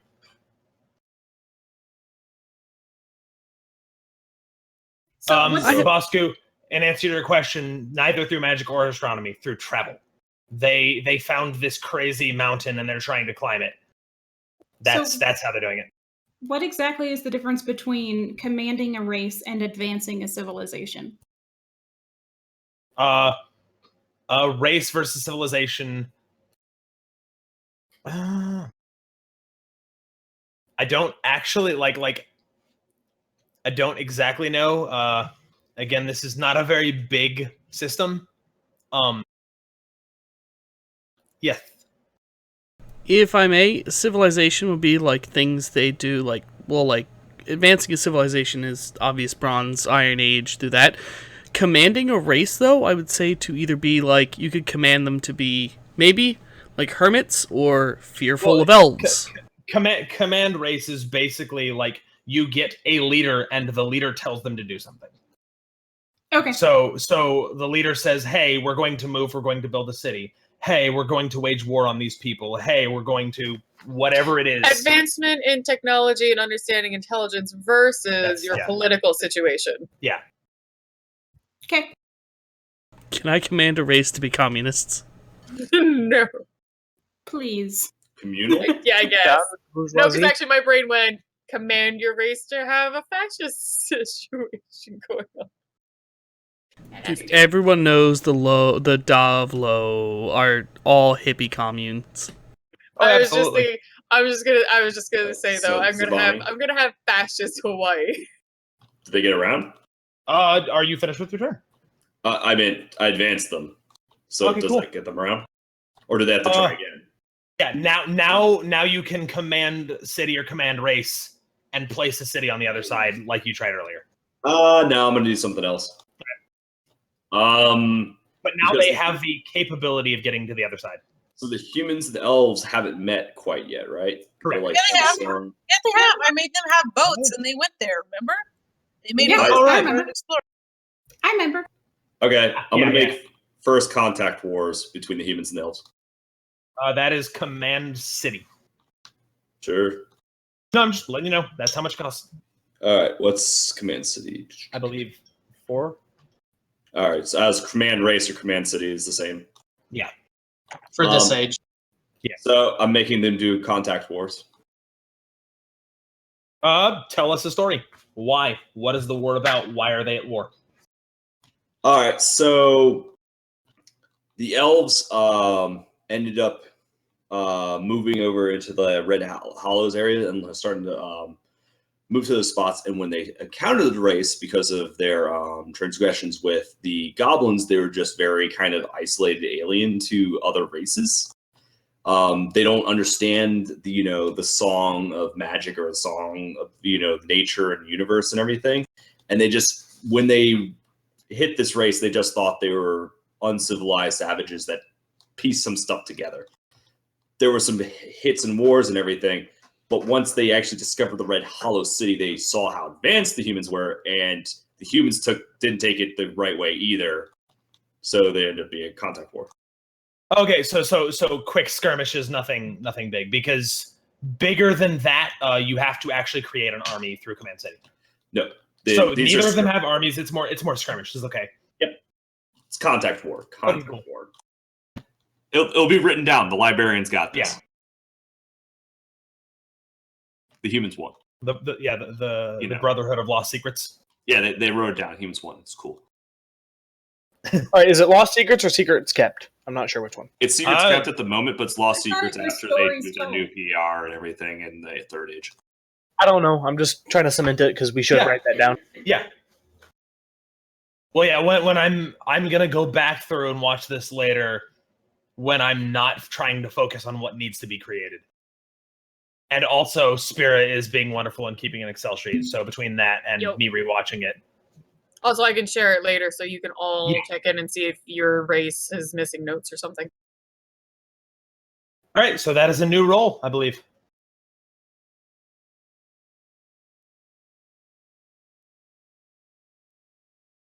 Oof. Oof.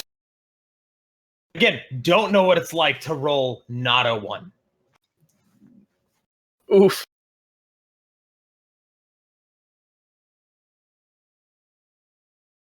$12 points in the big Dallas. 23. 23. Yeah, some of us are actually spending. I was. What are you saving until it last for? round. I keep getting 10s.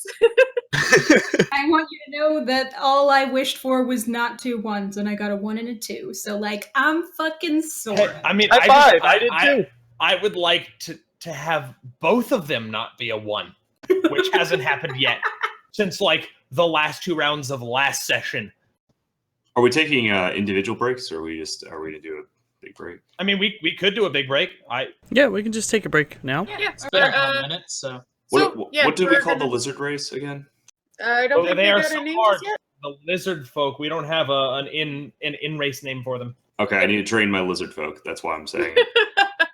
All right. Yeah, everybody in the chat, we're just gonna take 2 minutes break, but keep on chatting. If you have any questions for us about this game, anything from the last session, if you missed it, go ahead and ask us and we will get back to you. Also, if you have We're any getting raided. more... Woo! Raid time! Way to take a break the second it's been raided, right? Spira. I mean, we'll be here. Okay. Thank you so much for the raid. That's super awesome. Yeah, we're kind of taking a break for just for a couple minutes. We're still doing our world building session. Anybody has fun names for races or cities for our D&D game? We're still looking for those. We've got I'm crowdsourcing my world building. Yeah, we've got some orcs that either need a race name or some clan names. Let's see. We've got several city names of human cities. I think there's an elf city that needs a name. It's there. I named it. All right. Some of these people are slacking on naming things and just. Not pointing any fingers. I'm not looking at Zibani, but I really should Look, be. I'm working on not Hawaii right now, okay? I'm working on it. Naming's hard. Listen, if you keep pressuring me, I will name the Owl Race City Hoot Hoot City. Can we just pressure the shit out of Koss? I need that to happen. Also, Zibani, if you're sticking around, maybe you want to give everyone who just joined us. So with all the people that are raiding, what we're doing is I'm going to, here in a couple of weeks, start running a Dungeons and Dragons 5e campaign. But instead of plopping them in Forgotten Realms or Eberron or Greyhawk or my own personal setting, I am giving them a stake in the creation of the world themselves. So when they go to a city, it's a city that they created. When they meet a race that's not one of the standard races, it's a race that they created. So they have a bit more of an investment in the world and the history, and they know the history without having to do research and books. And so the game we're playing is called Dawn of Worlds. It is a free game that you can find online. You can just Google it. It's like 12 pages, including maps. It's not very complicated. It goes round table. We roll 2d6, get points, and then spend those points to do things like create a city, generate a race, make a catastrophe happen to a group of people. And we spent the last session making the world itself, and now we're making the new races. We're making the new races. We're making their cities. We're starting to get them to interact. Yep, and it's also important to note that many of our players do not have D&D experience, or is it just me and Spira? I think I don't know about Hope. I definitely played D&D. I haven't played 5e, but I've played D&D. Yeah, but Elvish, Articus, and myself have all played a good amount of D&D. So yeah, we've only played like one session that was supposed to start a game, and it never went anywhere. Yeah, and D&D to my knowledge, and like a bunch of stuff. Yeah. But to my knowledge, none of them have an experience. None of them have an experience with a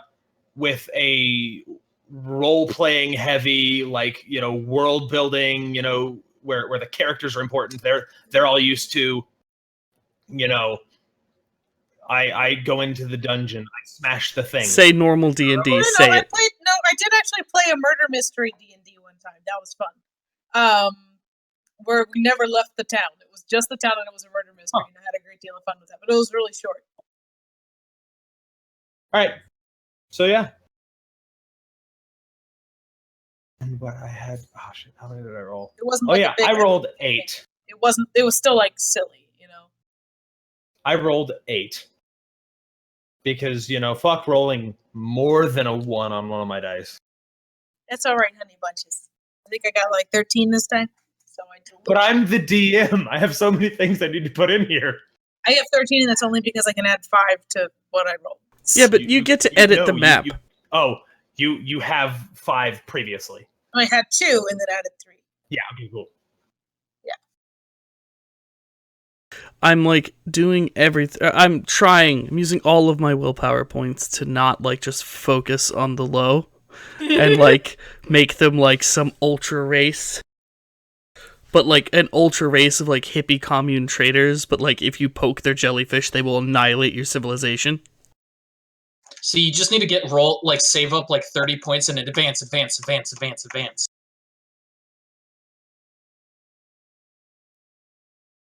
I just I'm aware of the limitations of a sloth people, and I want to make sure I protect them against the humans who aren't necessarily known. See, what you can't protect them from is I spend 10 points. A catastrophe happens to the da. Well, you can't kill low, so Yeah. you. I can, but you can just bring him back. Well, yeah, it's my avatar. Screw you guys. And then the low will pop back up. All right. They're like fleas. No, they're like fleas. Oh my god, they Oh, are. that's Yeah. actually really neat They're name. jellyfish I like that fleas. virtual revolution. That kicks They ass. are. I like that name. Gromir Krosh. That's very nice. Grar Mokrosh. Yeah, very nice. I like it. Yeah, right?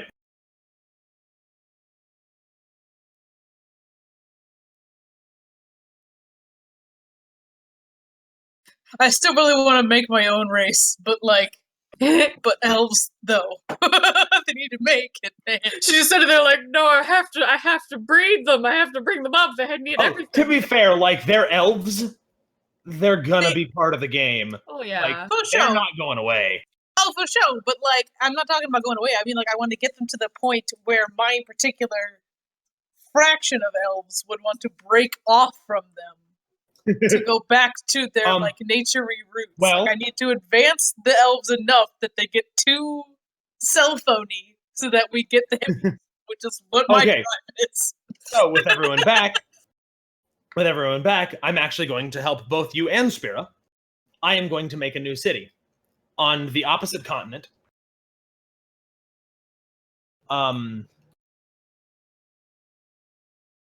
So over here,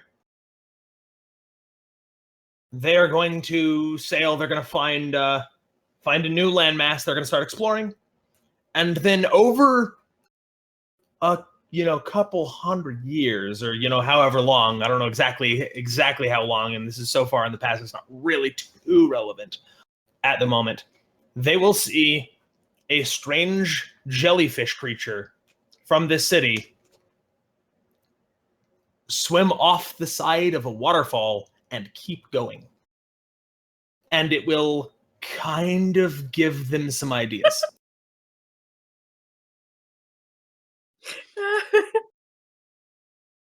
If your jellyfish swam off the planet, would you? That's a good question.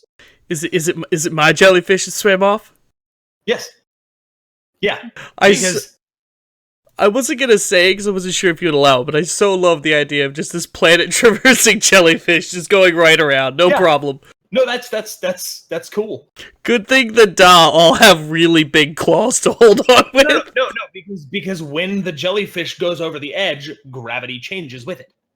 Oh, yeah. Because that's one of the locations where gravity is a constant around the edge, and that's now the elves have seen. Whoa, you can go around. So wait, the jellyfish has its own gravity. No, the edge, the place near the edge of the coin has gravity, and the jellyfish is just using it. Well, I kind of like the idea that the jellyfish has its own.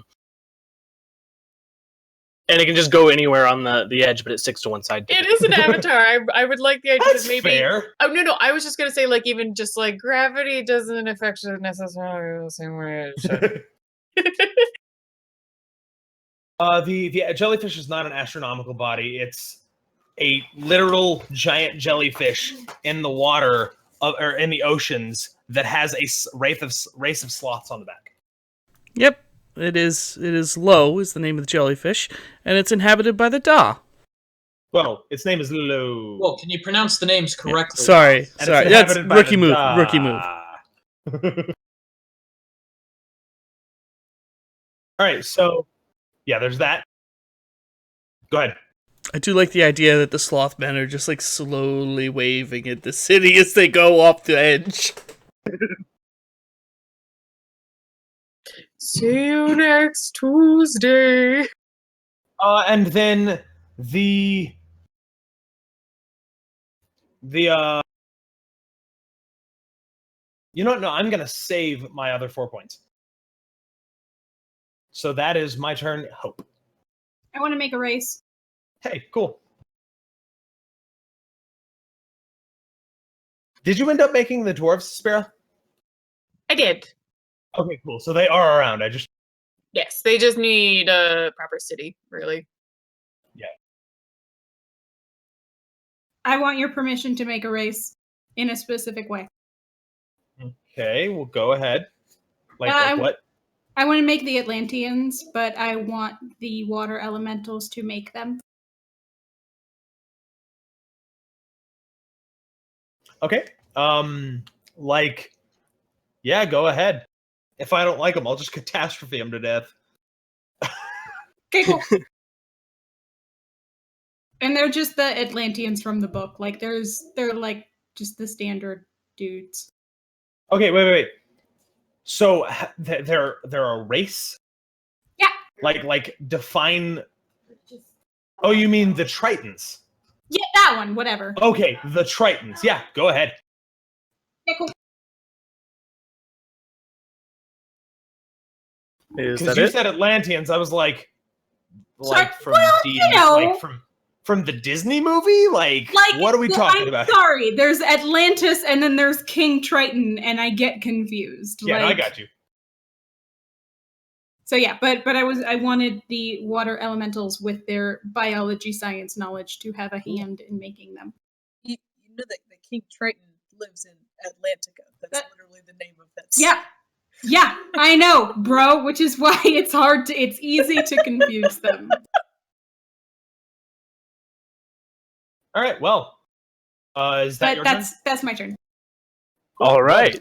So my lizard folk are going to start waging war on the humans, and due to them starting to make iron and start burning, and doing not nature things, and due to the disparity between the magic advancements that the lizard folk have had, they're going to basically obliterate that city on the coast to the left of Red Hollow. That's going to be fairly expensive. 1 second. So in order to obliterate a city, they need an army. That was basically the last advancement, is the study of war beasts. I didn't realize it needed to be. Yeah, so you do need to make an army. All right, then I'm going to command city to make an army, and then I can't really do anything this turn because I only have 6 points. Cool. Yeah, I have 13 this time. Yeah, you people in your double digits. I don't know what double digits I don't want to hear it, man. This is the first time I've had double digits all night. So yeah, me too. So I'm gonna make the elves fucking make it this time. All right, we're gonna fucking do this shit. So let's see. So we have this time a giant expedition of both ships and people on land going around the edge of the continent on the north of it.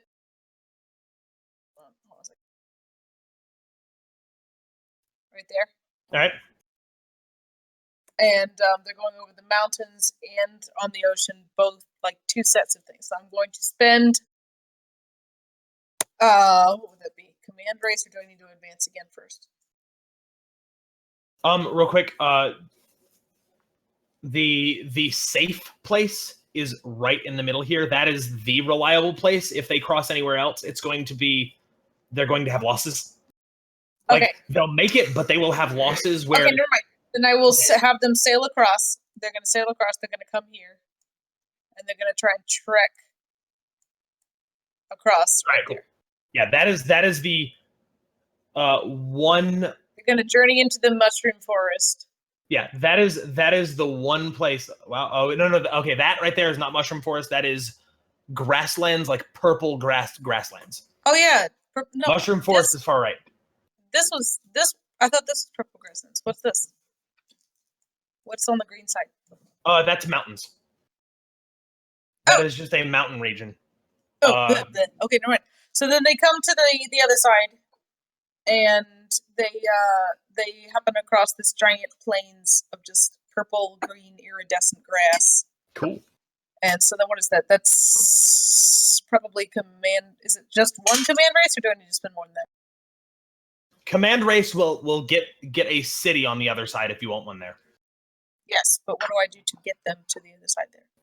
Command race will say, Command race, okay, I'm command race, commanding two them to command go races. around the other side. So 2 No, it's command just the races. one.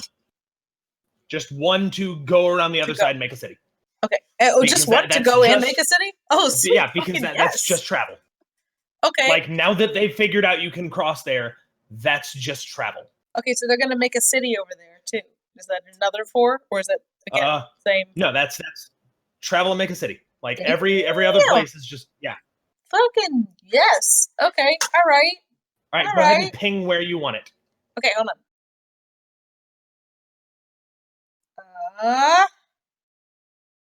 They are a seafaring folk.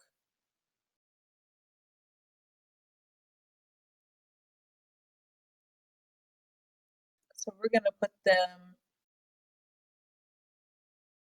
there. Cool.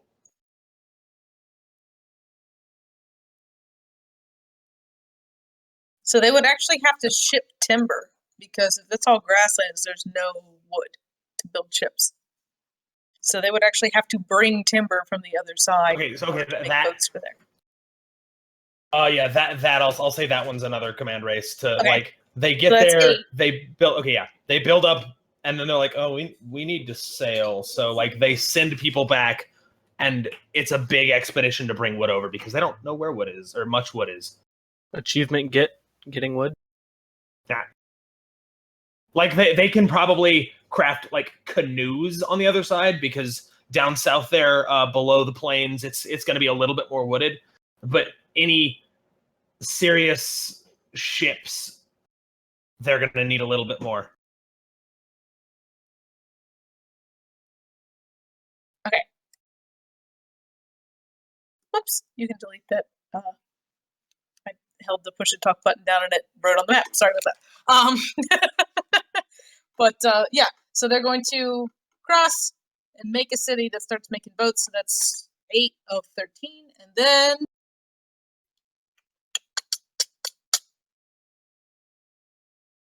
we are going to have them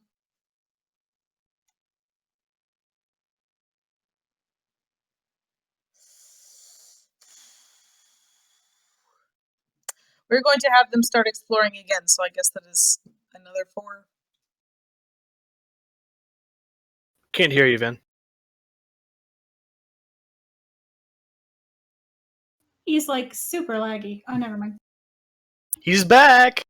Hey, Okay, so they went across, they built city, they started making boats. To explore again, is that another 4? So that would be 12.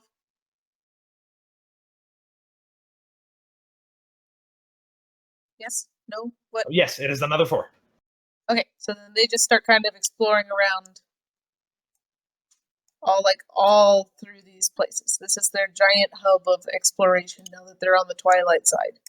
Okay, so I think at this point, because their elves are starting to get pretty big, I think they have made the jump over to civilization now because they're starting to almost become an empire.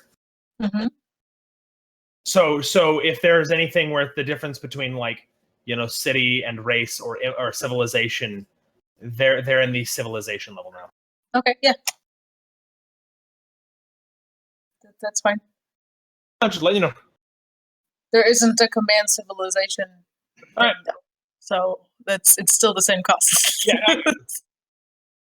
But yeah, I wanted them to basically, and then I'm pretty much done with elves a little bit because I wanted them to be explorers and to kind of make it, and be a similar kind of first contact race. Okay, now you can't advance city with the elves very much unless you want to keep it specifically localized. Now it's advanced civilization. Yeah, which is that's what I've been doing. I haven't done advanced city. All right, cool. So yeah, and then I still have 1 point left, so I'll just hang on to that for the next one. Hey. Boom. My turn. Yes, sir. How do you ping on the map again? Just left click and hold. So very thing first is I'm going to spend 8 points to get the Lotosh to settle 2 new cities. So if you're looking at the map, yep, 1 right there on that peninsula, and 1 right there on that peninsula. Yep, and the one at the south shall be Modena, and the one on the tundra shall be Anithu. And then I'm going to spend my remaining points on advanced civilization. So now that the Lotosh are spanning out and colonizing heavily, a lot of their civilization depends on mercantilism and trade at sea and all this. And so they're going to develop a very heavy culture on trading and moving of goods around between the various cities and colonies, and just codification of coinage and things like this in order to standardize the mass movement. Cool.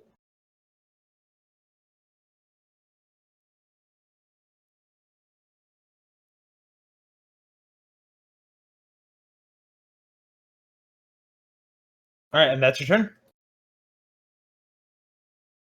Yep. Which makes it Koznar's turn.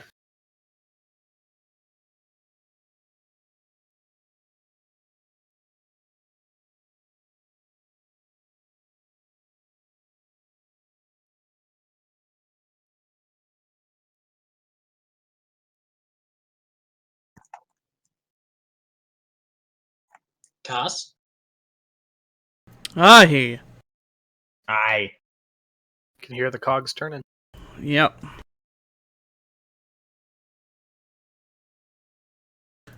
We are going to advance civilization. The Da.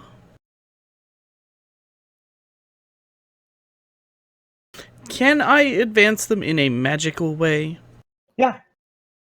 Specifically through lots of study and practice and experimentation with all of the weird fish and different things they catch. As while they're going over the side, they catch some hitherto unknown fish that they've never seen before, experimenting with them, and they've come up with alchemy.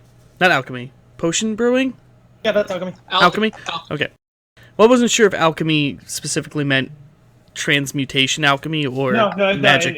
Alchemy in this, D&D is potion brewing. It's potions. Yeah, and but very specifically, they become attached and find it ultra useful speed potions, so they can move like the other races they've seen. So they can move at a normal speed? Or maybe even a little higher than normal speed. And what was that? That's 5. Or 2. Now I want to advance I'm them not to your mom. red shoes and blue fur. And then I'm gonna create an order of them. Now that they've seen elves going past cities and things, they know there's other people out there, and they're a little scared of that. Because, yeah, they know how fast other things move, like fish and stuff in the water, and they're a little scared. So they have an order. What are we going to call this order? I don't know, we'll figure it out. Something along the lines of, like, the greeters or something. This is, like, their outreach program. It's an order of Da, who actually go out and, like, seek out other civilizations to interact with them, but they're fairly protective of where they come from, and they're never allowed to bring anyone back. So no one's allowed on low, but the order is allowed to leave low. So maybe it's the order of welcome. The order of Howie. Something. Hello. Well, no. This order specifically has lots of potions, so they're normal speed. They can. They're like, hi, we're Davlo. So they're crack addicts. Actually, no, that's their name. Is the Dalo. They discovered crack. They just more like speed, but The Davlo? more like amphetamines. I like Davlo. The Dalo. The Davlo, because they're the Da of Low. Ah, yeah, Davlo. Yeah, it's like Namin, but Davlo. I mean, the Davlo, I mean. You mean Davlo, if they Nami. were to just never speak again, all three of you? So what's that? We'll create order 6. And are they, since the elves also kind of like followed them around the other side, are they near are they close enough that I can command the order to go meet elves? Yeah. Or is that more of an event? We can call that an event. Well, events cost more. That's why I'm asking. Yeah. You know what? You go ahead and command the race to interact.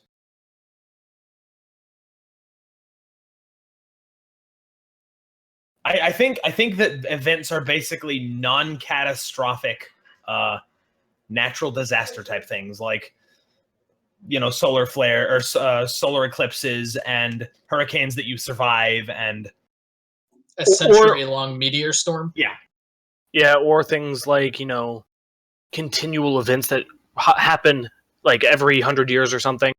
Yeah. Stuff like that. All right, so that I believe is Spira. Yep, that's me. Okay. What do I need to make my city south of Mushroom Kingdom? A princess, probably.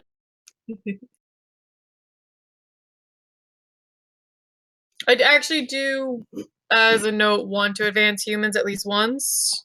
So that was going to be 5 points. That'll put them in bronze, I believe. I already moved them up to iron. They're Oh. already iron. Oh. Well. So Give them magic. This is me kind of talking it out with people, but so east of Red Hollow, the only experience they've had so far is a contact war with the elves. So we need to give them a reason to head east. Okay. Like, get them in contact with the elves and, like, smooth things over so that some humans can start riding on elvish ships. So, due to the lizard folk not being or not interacting with these people so far, that'd probably be a good driving point for humans to team up with the elves.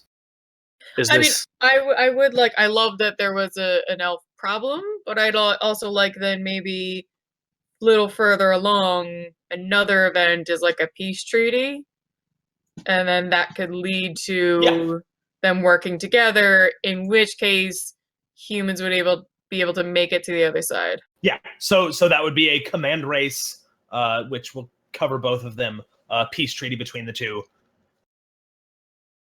Okay, so command race, peace treaty. And Do I then need command anything? race settle. Command race settle. Because they've been traveling around with the elves, I guess, because each turn can be hundreds of years at this point. We're still But that's just like to the other side of the continent. Do I need like another command to get them all the way to the other side of the coin?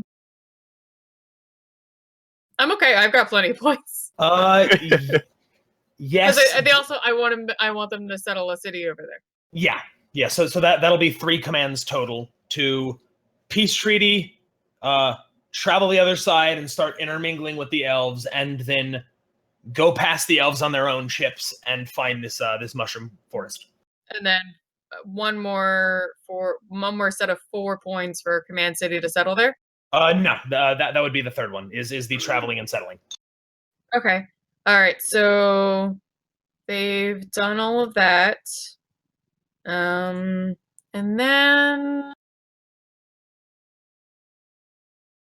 I'm going to advance that city. I'll probably end up mostly leaving it from there for a little bit, but I definitely want to get that city set up. Anybody on that side of the coin, and even people from the other side, if they know about it, and I know as ages go, they probably would. I want to set up Demuria, Demuria. So that's here. It's going to be right on the edge.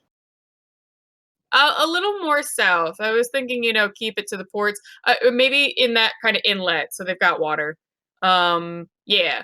And then they have that forest is dangerous, but so they've become adept at going in and finding the resources and dealing with the things that are in there. So it's easier for anyone who wants the resources there to go to the city and buy it or trade it than necessarily forage in there themselves. Right. So that would be 4 more for advance I think that's cities. 12 total. Or no, I said 16. Yeah. Because it's 4 4s. Okay, cool. And hold on, let me make sure. Nope, I still got points. Hold on. My God. Just rub it in some more. How many? Oh, she saved up. I had some and then I got like 11 with a roll. I haven't had 11 points this game. How about we corrupt that city a little bit so it's a little fun to visit? All right. So that's 2 points. So what happens Visiting in is a bit of a trip. So what happens in Temeria stays in Temeria? Yeah, a little bit.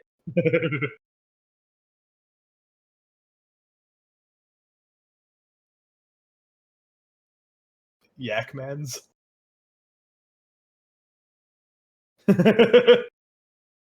Bueno. All right, then I believe that's Articus. All right, so I got some plans.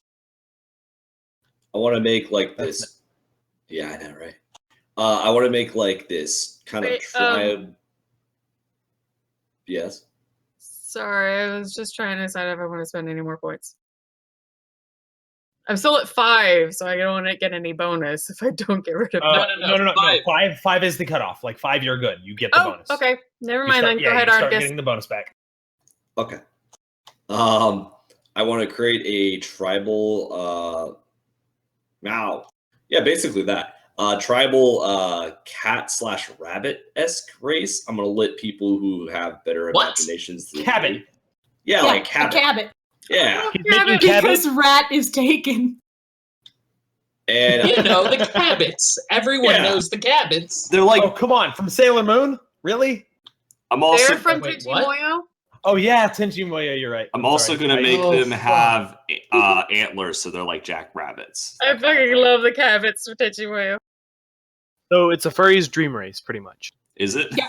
So, Kozark, Is you're that a playing thing? mode, right? All right, Yeah, get it to is. drawing. Get to drawing, Elvish. Yeah, I'll let That people was who know good, Zibani. anatomy. I off. hate Slow my play. graphics card die. You have a laptop, you're fine. So I'm gonna make them right here. Not looking. Give me a second. Go ahead. Okay, there. Oh, like right in the middle of the fucking. That's Basically- also command race. I don't know. I was just creating them. Well, okay, yeah, that's create, and then to settle them, you need a command race. Oh, okay, is that 4? Yeah, that's another 4. I got the points. Cool. All right, so I'm gonna have them settle there. That's kind of like their area, and they kind of constantly raid with the elves. So trying to get wood in there is even more suckage. Fortunately, they have now started exploring the underside of the coin and have started to find like mushrooms that have the consistency of wood. So, ships made out of giant mushroom. Fair enough. Fair enough. Not quite as in depth as the mushroom forest over there, but like there aren't too many trees down here. Also, I'm gonna create a monster there. Okay. I'm just gonna kind of generalize all kinds of types of planar beasts.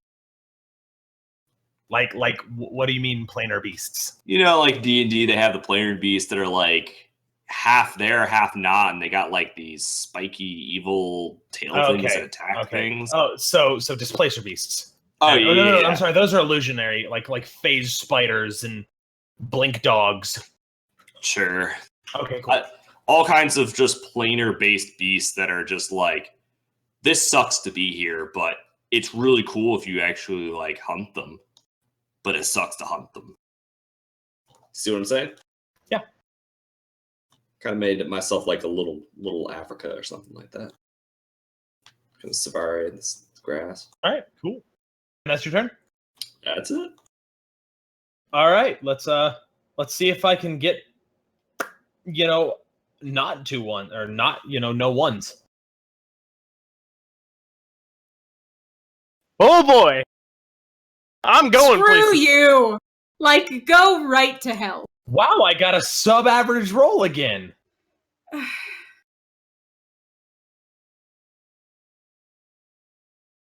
I have yet to roll Oh my god, I got Double 14! Yes! I have yet to roll double digits. Including like the last 2 rounds of last session. Oh, hey, I've had 2 digits. The Well, this whole is time. our world, not yours. I mean, fair point. I love you, Zibani.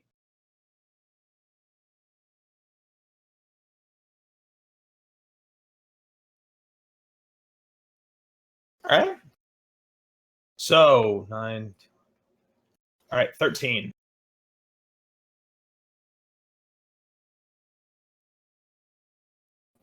Spore sickness might be an issue, depending on the issue, or depending on the mushroom. Like that's kind of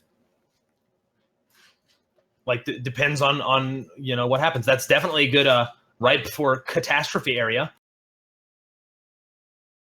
All right, so what I'm going to do is I'm going to spend 4 points on the lizard folk, and I am going to make an advance, like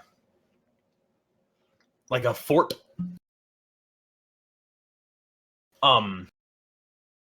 Called the lizard folk equivalent of Fort Ironwood.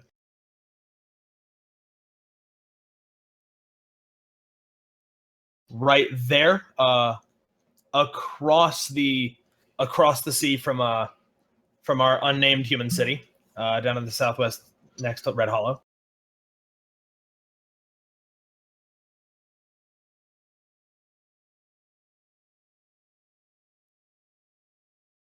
Because they are definitely gearing up for a war. That's a lizard folk war fort? Yes, that is the lizard folk version of Fort Ironwood. That is the name of the fort. All right. I don't actually know what that would be in lizard folk though. Neither do I. But I don't speak lizard folk, so. Yeah, right.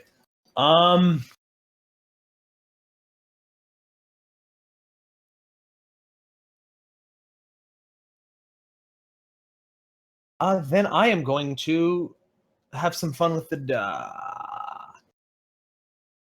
I am also going to create an order of the da. Not sure what they're going to be called. They are the opposite end of the coin of the greeters.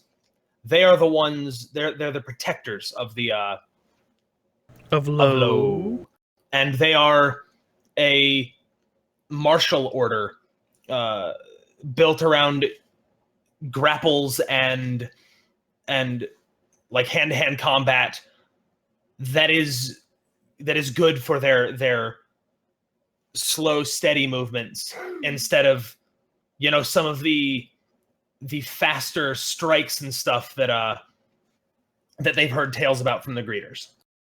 Did you say a name? I have not. I haven't really. Okay. This is actually going to be an order of, because Okay. like I feel like it's called like the Monk Order of Tranquility. I like it. So wait, they're pacifists? They'll pass their fist across your face? No, they'll pass your face through the ground With their massive because claws. they don't strike a lot. Didn't need a name, but I didn't know if I missed Yeah. it. No, they're I think I'm gonna go with Order of Tranquility.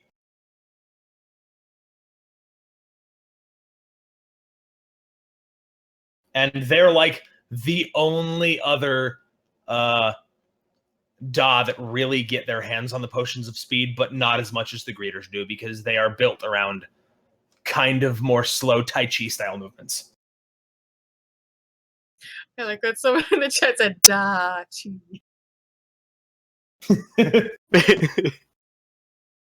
And that leaves me with 3 points, and I'm done. Just because I wanted you to meet a Da monk. That's really what it boils down to. Onward to hope. Yep. I want to make a non-sentient race, so like an animal. 3 points. And I'd like to put them on. Slower Tai Chi is just posing.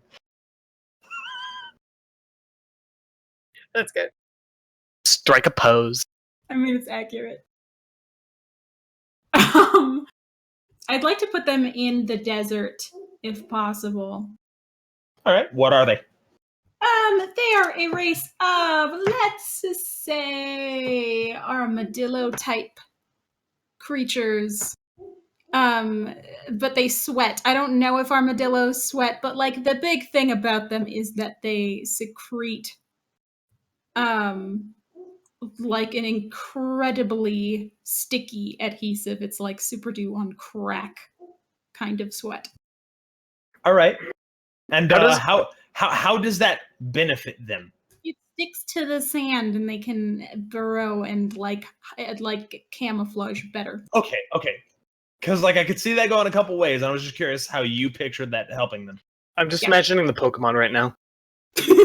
What, Sandshrew? Yeah. So these are sticky sand armadillos? Yeah. Well, that just sounds like a sticky situation. Oh my god, can you maybe go to hell? Like Hey, a you little- know, you can stick through it. Okay, Hope. I am adding to the Excel sheet sticky sand armadillos. You can go in later and name them. Yeah, I mean, if the chat has a suggestion, or like, if not, I will look something up in a hot minute. Maybe like something like Super Shrew? Go to hell. Blue. Go right to hell. And then I want to corrupt the city of Atashan. Which one's Yeah. that? That's the one Okay, on that's the the- underside okay, in the cool. mountains. It's the air elemental. And that will be my turn. Alright, so what do I do with my 17 points? Fuck if I know. I don't know how to spend 2 digits. Alright, so lizard folk are gonna go to the other city. We're gonna completely dominate it. Some humans will escape, of course, so Yeah, word can spread about this lizard-like race. So that would be command race, same point cost. At the same time, they're also going to develop dragons. So would that be 3 cost, or are they going to be a whole race? Develop dragons? Yes, dragons will end up being a race. I would prefer you just starting them off as a race. All right, yeah. So they create a race of dragons. So that's another 6, right? Yeah. So that's 10. And then they're gonna start reinforcing that whole coast where that city was, and start making more war encampments and stuff. Yeah. So I guess make another city. So That's- command race. Yeah. But I'm not going to put another dot. That's just going to be kind of mini towns covering the coast. Who created them? The lizard folk. Okay, and are these intelligent or a monster? They're dragons. Yeah. Oh yeah. They're dragons, which are intelligent. They are sentient. Well, I didn't Yeah, want no, to no. assume. Yeah, I that's fair. figured That's fair. yes, but No, yeah, he asked, and I said I would prefer them to be sentient because, which is interesting that lizard folk developed dragons completely independent of the bookworm. And then they're also going to develop a monstrous race that are basically like, imagine the head of a jackal on the body of a deer. And they're super, super ravenous. They kill for fun. They don't they'll eat the meat, but they kill mainly to kill. And then they're going to start setting them loose on that continent. All right. I don't know what they're called though. So, chat, if you have any suggestions. Real quick. in which continent? The one with Red Hollow. Central continent. Real quick, just gonna drop this out before we move to the next. Thank you. Y'all are all giving me some nice things to play with. I spent all 17 points. I don't even know if I would be able to spend 17 points. That's like just blowing $7,000. Just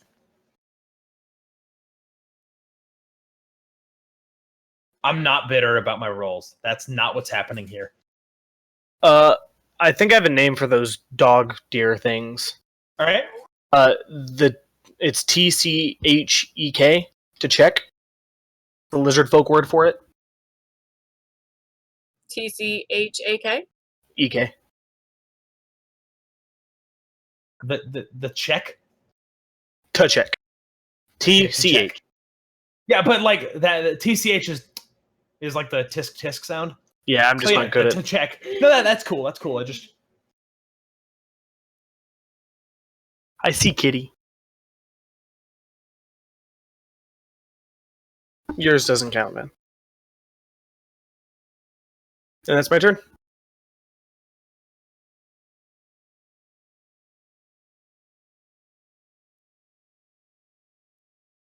Yeah, Bosco. Like I'm mostly joking about this because as the DM, I can just like, I create this. It's a thing. I create this. This is a thing.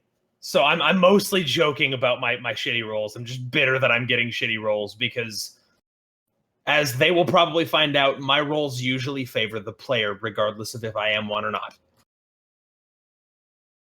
I'm sorry, is it my turn? Am I delaying things? No. It just became your turn.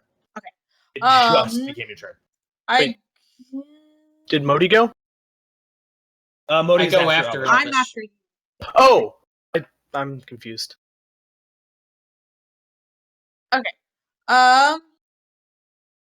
So I am going to say, fuck it, I'm done with yells for now. And I rolled 14. So we're going to fucking make goddamn centaurs. Nice. And then we're gonna advance them one. Well, where? Hold on, I'll pick in Okay. a second. So so creators is 6, and then advance is 5, so it's 11. And then 3 more, and then we're going to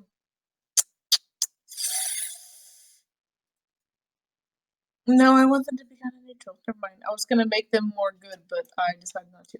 So nope, never mind. We're gonna hang on to those 3 points. So they're going to be here in this big old delta part of the Twilight continent. Up there. Yeah, where all the rivers and that like jungle area are. Go Bings. They do not have a city. I'm advancing them, but they are entirely nomadic. Their city moves with them. Yeah. And just because I kind of forgot to mention this, like Red Hollow, one thing that they are doing is they're slowly, it's not necessarily an advancement, but a quirk of Red Hollow that I have completely forgotten to mention is their architecture. They tend to have a bad habit of just like leaving old buildings and building out from them, which will eventually end up with them building up on top of the old buildings. Okay. Doesn't sound at all like humans.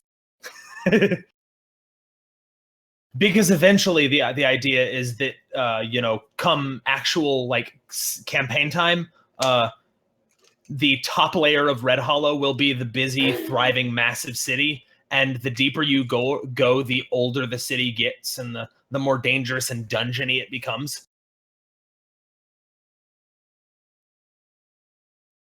Sounds a lot like Ankh-Morpork. I don't know anything about Terry Pratchett. You people need But to like I know enough about it to know that that's Terry Pratchett. Good for you. I'll let that one go. My wife is a huge Terry Pratchett fan, and I just haven't gotten around to reading it. It's definitely on the menu. Like It's really part of the plan, just haven't gotten around to it. Anybody who likes fantasy will enjoy it because it's basically just satirizing fantasy. Yeah. Are we finished with Elvis yet, or? Yeah, I made centaurs at the end. Cool. Horse people? All right, let me pull up my notes. Hey, Articus, you're lending me 3 points, right? Yep. All right. So with that, I'm going to first create a race, then command them to build a city. So if we're looking at the map. Ready? right there, that Okay. peninsula north of the fungal forest. So I still imagine that the environment is still very Twilight, still very fungal and everything extending out of there. That's just the really dense forest. Yeah, so there is the really dense forest down here, which is actually more wooden. And yes, basically everything in that like nasty tan gray, that's all kind of plains or just light forests. That's much of a bigger, denser forest. Anyways, I'm going to create a race called the Dara, which are an insectoid humanoid race. So they're predominantly human, but they have very monotone coloration, shades of gray in their skin, brown, dark browns, whites, and other things in their hair. And the thing that make them insectoid, they have pure black eyes that are more almost they're like insects where they have the deviation, the slightly like oil slick look to them. They have 2 antennas sticking out of their foreheads and a 3-part jaw, kind of like if you've seen Blade 2, where the sides open up here. And they have carapace, little spots of carapace that as they age, it grows more and more pronounced in their skin. And they're going to found a city there called that translates to Dawn, and I'll have to look up the from my notes the name of the city. But I'm going to create the race, build them there, and then with the 3 points from Articus, I'm going to create an order of the Lotosh called the Cult of the Hungering Emperor, which we Cult of the Hungering Emperor is now going to. Right. So go ahead and describe that, because so that is a cult that is springing forth in Agaroth, and it is a doomsday cult built around the entire concept of there's this great devouring entity out there that is going to eventually consume all of reality. So they're a death cult that's focused around making sacrifices and other things. So like sometimes they'll cut off their own fingers or other things like that to feed their god, because the only thing this god cares about is consuming all.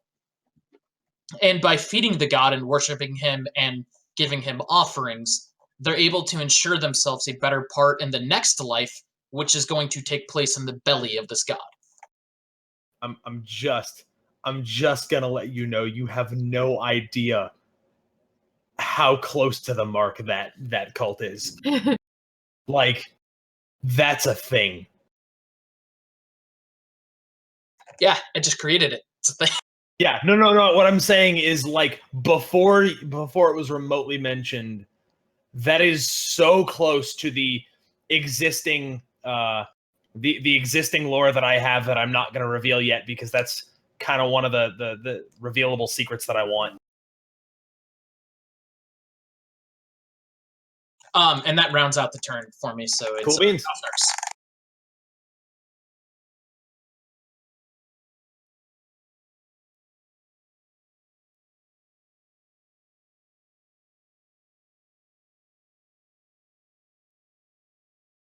I'm gonna pass. Okay. Le gasp. I have so little points, I'm like, you know what? I'll save up for something big next turn. Fair enough. Alright, so before I actually do my turn, chat, if you could let us know, we're still going to be playing this for about another hour, getting a lot more done with the world, but if we feel like we need to do more work, let us know if you'd like us to do another session, that you can watch us do this and add your own thoughts and all that stuff, you know, as we finalize history, gods, races, legends and events and stuff like that. If you'd like another week of it, let us know. If you'd like us to get on with the game, we can do Casey is. But we can otherwise do this in the background if you want us to actually get on to playing as the characters. But we have fun with this. If you're having fun listening, watching, and joining in, we'll certainly do another one. And I've heard from our DM he would like another week. I was just saying we could maybe find downtime, but if it seems like people are enjoying it, so we'll probably do one more week. The game should be only world building. we just keep making more setting. Don't tempt me because I love this. I do this for fun on my own, for stories I'm never gonna write. Wait, anyway. we're not just gonna do this forever? Shut up, I thought we were doing this for a couple months. I mean, we're only like in age 2 and probably in the beginning of it. I know. I'm trying to make this a community-based thing. So, but anyway, all right. It seems like people are having fun, so we'll probably continue this at least one more week, if not another. Anyway, getting on to my turn. Really quick before we get to that, the Dawn in the Daric language is going to be known as Rashian. So, just for all right, I think we have a lot of races already. So I want to start doing a couple other things. Spreading civilizations and races. And keeping in mind, like if we discover like a big important race that we've just totally forgotten, we can add that later on. Sure. Not to mention we can always add races in a third age. Sure, and then I get that this is a fun way to flesh out the world, but also like maybe give certain things advantages if you care more about them. So I think you're gonna give 5 points to advance the dwarves at least once. They should have something going on with their lives. And what is that advance? So dwarves. I come from a very classic history knowledge base on mythological things. I don't know D&D as well, not the deep lore. Were they like? Was the idea supposed to be that they were like born from the earth? Like, no. I mean, no. They reproduce like normal races. They could have been like originally created from the earth, but they are born like standard races.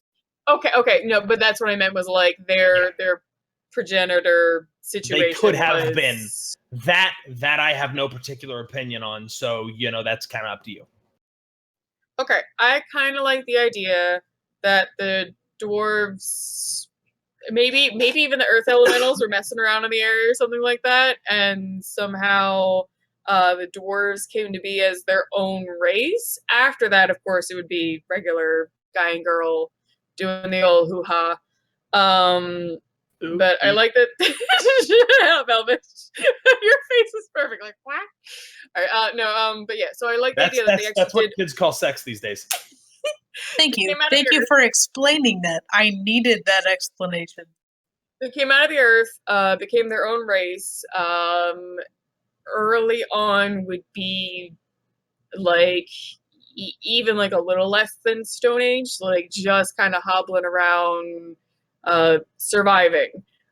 So after that would be that first bit of like getting to really understand the earth that they're connected with and making their first tools. And then of course the very classic dwarf thing, discovering, the beautiful minerals that the earth provides and becoming a little obsessed with them so that their society would be driven to progress, to find more, and even like make a place where you can keep these things. So they started carving out those halls that will have their hoards and their sculptures embedded with these beautiful jewels they found. Cool. So that's into just Iron Age. They're just kind of like making tools, figuring out how to make their own homes in the ground and mountains. That's only 5. Okay. So I want to spend a little bit more. I have an idea for an avatar, but I would understand if you want me to spend more than just the regular 7 on it. Okay. The idea was a human avatar that's essentially the same avatar for all humans, but just kind of at least changes face for where they are as like as they travel and where their own city progresses. So Red Hollow would have maybe like a very standard agricultural protector god. The ones that moved down to the Caribbeans might have something a bit more. So, as a note, an avatar is more along the lines of a hero than it is a god. So, like, an avatar would be that wizard who came up with that thing and then moved over to that place and did such and that's what an avatar is. An avatar is Alexander the Great or Napoleon more than Vishnu. Well, what about the bookworm and the giant elk I made? Those are single individuals. Those are less deific, and they're tied to a place. Okay. An avatar is not necessarily a religious figure, though it can be the subject of worship. It is not inherently a religious figure. That would be more create order, to create the multifaceted god of humans. Like rather to create the religion that worships the multifaceted god of humans. Okay. You know what? Then scrap all that. I'm just gonna advance dwarves, like I already explained, and then I'm gonna advance orcs as well. I'm gonna say that they're still nomadic, so they're still kind of hunter-gatherer, but they have better tools. They have a language, even at least a rudimentary like script. Yeah. They can like scratch things in a post and be like, "You owe me 12 fish," kind of thing. So they're not like complete mindless barbarians. They have a bit of a civilized system for the way they do things.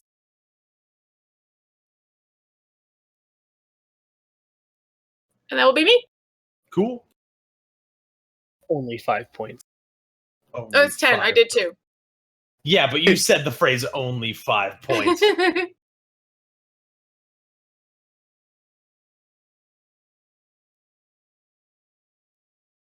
I'm fairly certain I've gotten more points from my +3 than I have from the actual dice I've rolled. I know that feeling. I don't.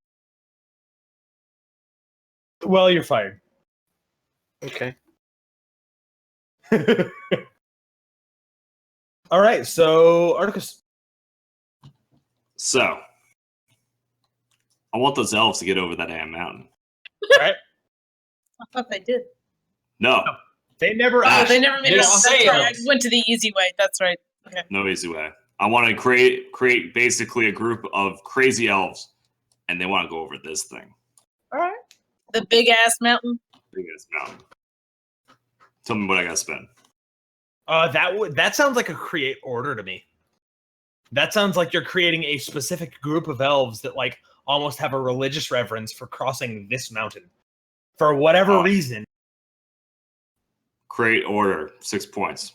Done. Did they get it over it? Yeah. Because they're maniacs. And I'm done. Maniacs. Oh. And they're climbing like they've never climbed before. Okay, so do we have an idea for the name of this order of? I have an idea of what they will become. So let me just keep expanding upon them next All time. right, cool. Oh, so they don't have a name yet. They're just like a group of mofos that are just like, hey, no, I'm not taking the easy way. Here's the caveat. Yep. No one sees them again, so they think they just died. All right. The elves have no idea that they made it. Cool. Secret orders are always fun. For now, in the Excel sheet, I named them Order of We're Not Gonna Take It.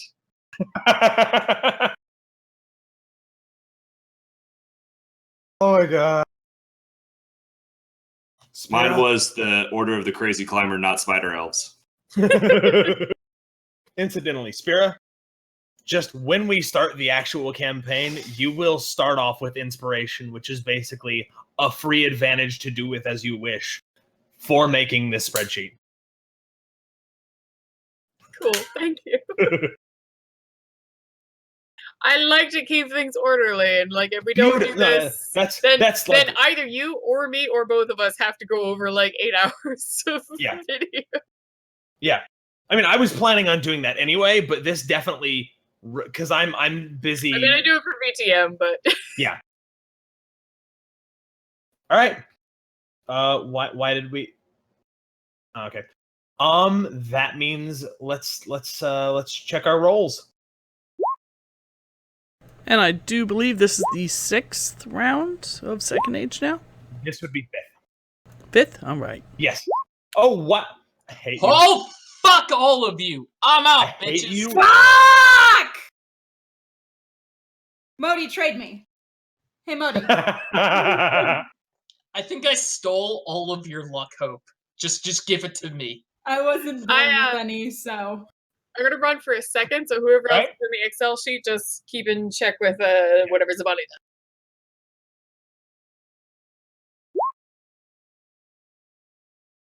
Ow! What? Ow. I rolled a 2 and a 1. Oof. Nice. I rolled a 1 and a 1, so maybe go take your goddamn 2 privilege and add that my face now. Number 3. Rough. All right, so one thing that I want to do is I am interested in this tangent of the war between the lizard folk and the humans. So I'm going to start helping the human side of this. I'm going to spend 4 to command Red Hollow to start fortifying.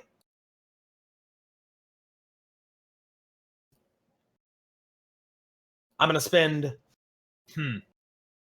well, no, 4 to have them build an army, basically.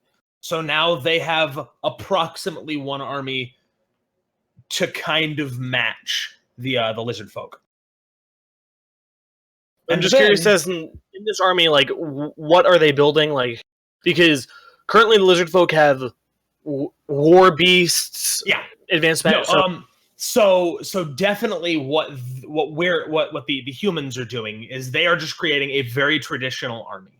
They are creating, a bunch of soldiers, iron tools.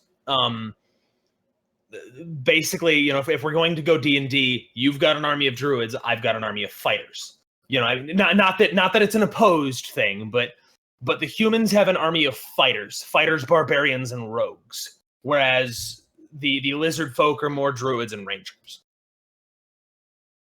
So it's less. They're probably a little bit over.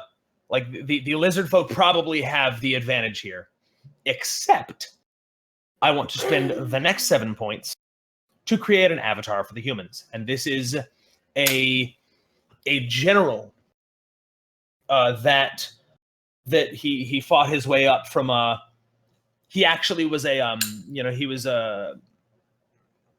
was just an urchin. He had no nobility, nothing. He joined the army just to protect his people and just worked his way up. And he has become this impressive, very tactically apt figure that just understands how war works. And that's kind of his deal. And so that will be my turn. I'm going to come up with a name for him in a second. But yeah, that's chat suggestions. Yeah, chat suggestions for the name of a powerful or very tactically competent human general.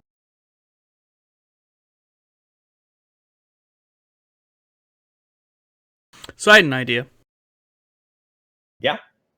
I want to end, and I just like the idea of this. I might do it personally anyway, but we should start a human order, and it should be the order of historians, and it should be anyone who joins the order has to be apprenticed to someone who's already in it, and they all have to take the name of the namesake of whoever they're apprenticing under, and we can have the order be the order with Zibs, Hope, Blood, Elf, or Dame maybe, Modi, Kos, and Spira, and Art And then they actually just roam the world telling the stories of all these races being born and all of these things happening.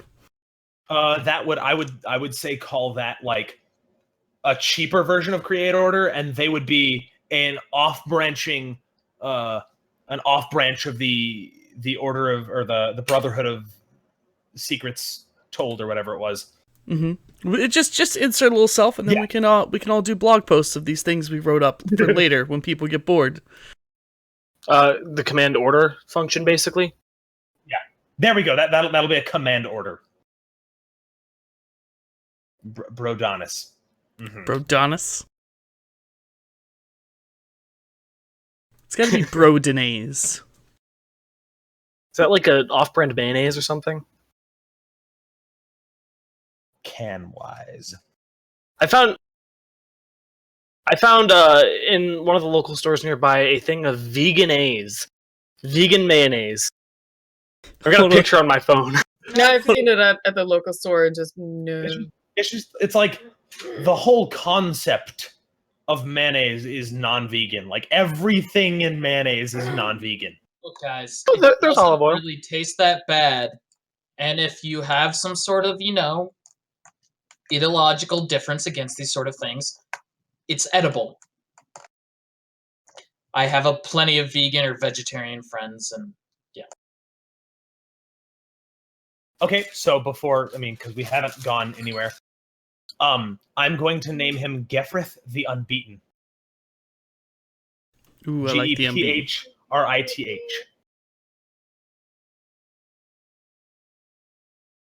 Say that one more time while I'm actually typing. Gefrith, Geprith. The Unbeaten. Is this an avatar or just a character? An avatar is a basically high-level character. Yeah. So yeah, he is a general. He's like 18th, 20th level, whatever, human fighter, basically, to use technical D&D technical terms. But yeah, he's Level just 20? a high level. He's high level. I don't know exactly what level he is, and it's probably not going to come into play. But he is just a very wise general. At this point, because there aren't any other avatars of war, the best tactician the world has seen so far. Got it.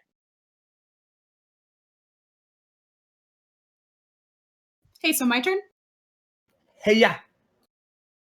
How much to make a group of water and earth genasi work together in the desert? Like to do what? Make my Cairo city. Hunting around Cairo City. I would call that whatever Create Order is.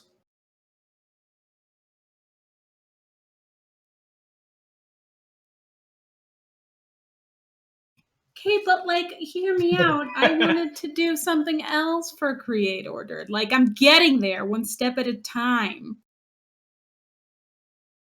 See, but give me another reasonable explanation for what that would be. Command race? If a group of elves can traverse a part of the earth and create a city, want them to go to the desert. You don't know that. That's fair. I'll take it. Okay, cool. That's I want them to go into the desert and learn to harvest the armadillo sweat. All right. Okay, cool. Just as a general rule, I'm going to let you know, because you haven't really had me as a GM, if you can give me a good reason for why that's not what the role should be, it should be this instead, I'm usually going to be pretty lenient on, okay, cool, that makes sense. Okay, cool. That's the end of my turn. All right, so in response, because I had been meaning to do this for a while, I'm going to make an avatar for the lizard folk called, I'm going to put this in chat because I don't know how to pronounce it. Yeah. The one-legged. Next to you, I would say. All right. So next to you, the one-legged, and he's the main force driving this this war between the lizard folk and the other races so far. Just humans are the only ones under attack right now. And he's corrupted somehow. There's some greater being driving him to do this. All right. That's my turn. Cool. Neziu. Okay, yeah, Neziu. I like Neziu better. Yeah, that's good. Cool. So what is he good at? Like, I guess, to use D&D terms, is he just a high level druid? Yeah, but more like a druid warlock mix kind of idea. So Right. his druidic magic is tainted. Are you about to make necromancy? Not quite. Necrobotany is the greatest thing in the world. So like those deer dogs, which I still don't have a name for, were kind of created by him. They're more of an evil creature.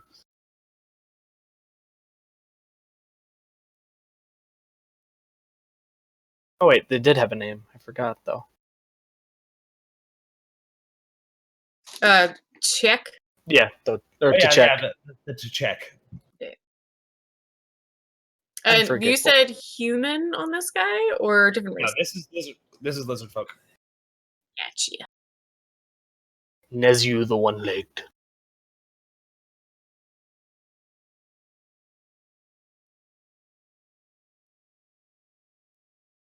I have the greatest superpower. It's the superpower to get beer at will. It's called the wife power. I thought it was just called marriage. See, it's terrible when the wife is broken because she's at work and not able to, fulfill my requests. What about just half broken? Train your cat. Shut up, mister. I have a house. All right, we're going there.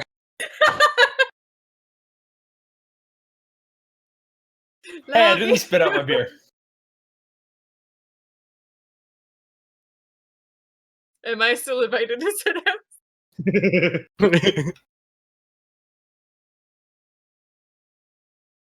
Oh, that would be Elvish? Dude,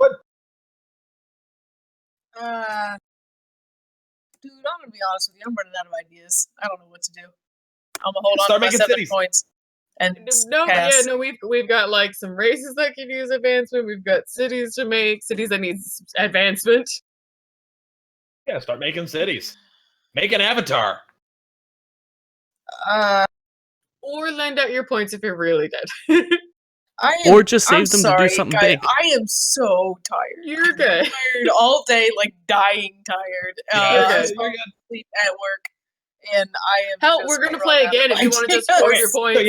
So just what you should do. I only have 7 points this turn. No. What you should do though is just hoard your points until next session, and then just have wreck like 58, everything. 58, and I'm gonna create a race. I'm gonna create a race. I'm gonna create a race. I'm gonna create a race. Elvish, the world shall be the. Basically. Just like wreck half the shit and then the other half just enlightened to godhood. Make the game just so messy. Yeah, and it's like all within the course of like 10 years, which, on this scale is massive. It's like 1 week, just 8 races showed up, and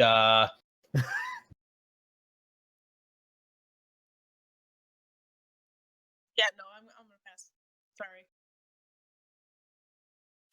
We had a couple catastrophes, meteor shower, and whatever killed the primordial race. I believe that was a war between them and the Celestials. Yeah. Oh, by the way, Articus, remember when you're dealing with your fancy, crazy elves that they are crossing a mountain that has angels on it, including my daddy. Not necessarily. Like, they don't necessarily need to meet, but it's entirely possible. And if they lick, what does it taste like? What does angel taste like? I don't know what angel. Modi, you're up. Oh, okay. Cotton candy flowered clouds. With my 15 points, I'm going to first command the Order of the Cult of the Hungering Emperor that they're going to send out proselytation missions. So some of which are going to end up in the rough lands down in the tundra, that they've begun to make contact with now that they've settled the city of Nithu, and others are going to start sailing around trying to find others to spread word about the cult. Next, I'm going to advance the civilization of the Lotash to bring them into a general kind of Iron Age advancement at this point, that they have this large civilization, bustling trade, and starting to build up grand cities. So a lot of focus on architecture and infrastructure and other things like this. And with my final 7 points, I'm going to create an avatar in the Hruth lands, and his name is Cogrin the Starstruck, because as a young child, he is actually hit in the head by one of these meteorites that constantly pelts their lands, and it pelted him right in the head and has implanted itself. So he's this permanent rock stuck in his head, and they see him as like god-blessed or just lucky because he's been gifted by the gods, survived with seemingly minimal impact, but is hailed as kind of like a messiah or chosen one in their culture. Nothing makes you feel worse as an English major and a professional writer trying to remember how to spell proselytize. You could always grow up in a religion that heavily uses the word. Well, no, like I know what it is, and I've written it before, but my brain went. There's a Z and a Y. That's all I know. I was like, "Where's the Y go?" I have a hard like time a spelling. poly or maybe a prolly. There's actually a colloquial one with a TH, but that's not the proper spelling. Anyway.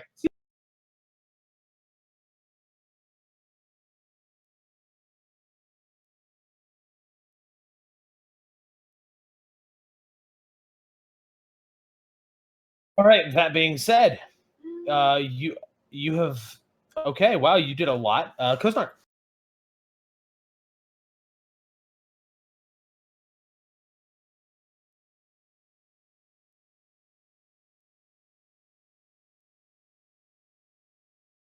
We're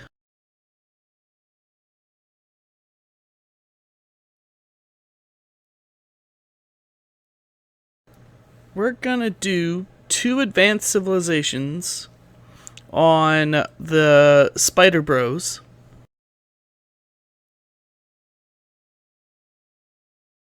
Why does everyone hate advanced Spider Bros, huh? Because spiders are the worst. Can we just all like condense all our points into Spider Bros? I'm just saying. Yeah, I'll condense mine in the form of catastrophe. I've got. That was going to be my recommendation. Are you giving 2 advanced things to the spiders? Yes. We have so many other races that are going to be. That's actually the 3rd advancement, so they're 3 up now. Why? So I would like them to. We don't even have halflings yet. They understand now basic science, like basic nature science and stuff. They've observed how things work, like evaporation and all that kind of stuff. So they've kind of figured out the basic parts and how the stuff in their elements work to a scientific degree. And after that, they've learned to control that to make habitable areas in the Firelands. So they've actually figured out how to create buildings that aren't going to burn to death using the ocean water nearby, probably some sort of capillary system.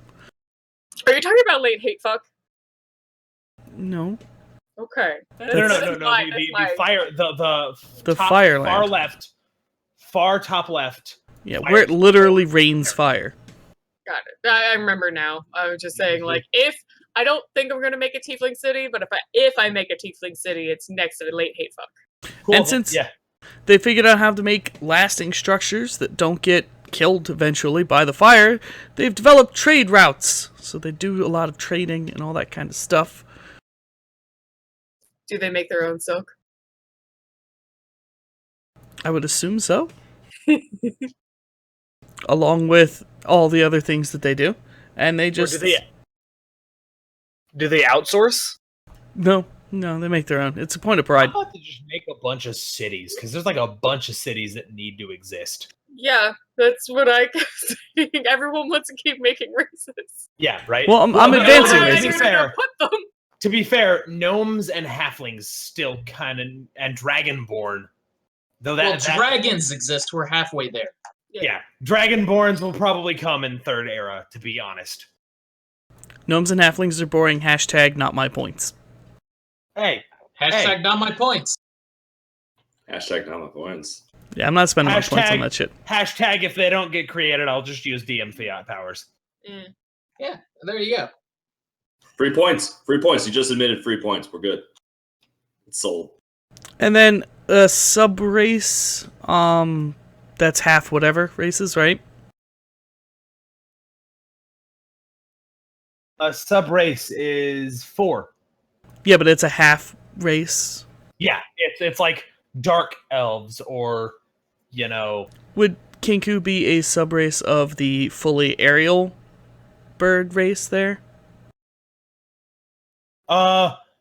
So no, they would be their own race. However, I did say that creating your own race is a -3 cost. So for you, creating Kinku is 3.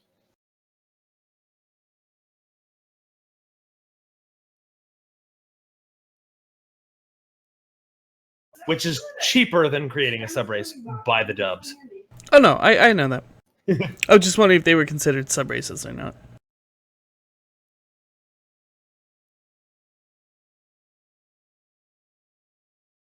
Where do we put the Kinku at? Where do I put the Kinku? Oh, where should they be?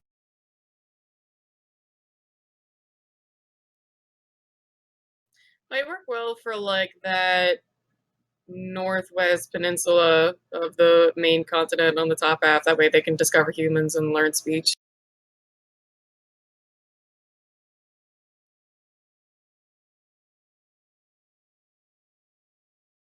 Or the other side of that peninsula and eventually get across. Yeah, so I think that's what I'm gonna do is we're gonna create race. We're gonna have Kinku now. Woo! Cool. Don't you mean Ka? I think that's everybody. Or And- that's all of the. Huh? Yep, and we're gonna throw a city there, just at the finger of that northern continent topside. The most southern point where the two continent, I guess technically island / Give me continent. 1 second.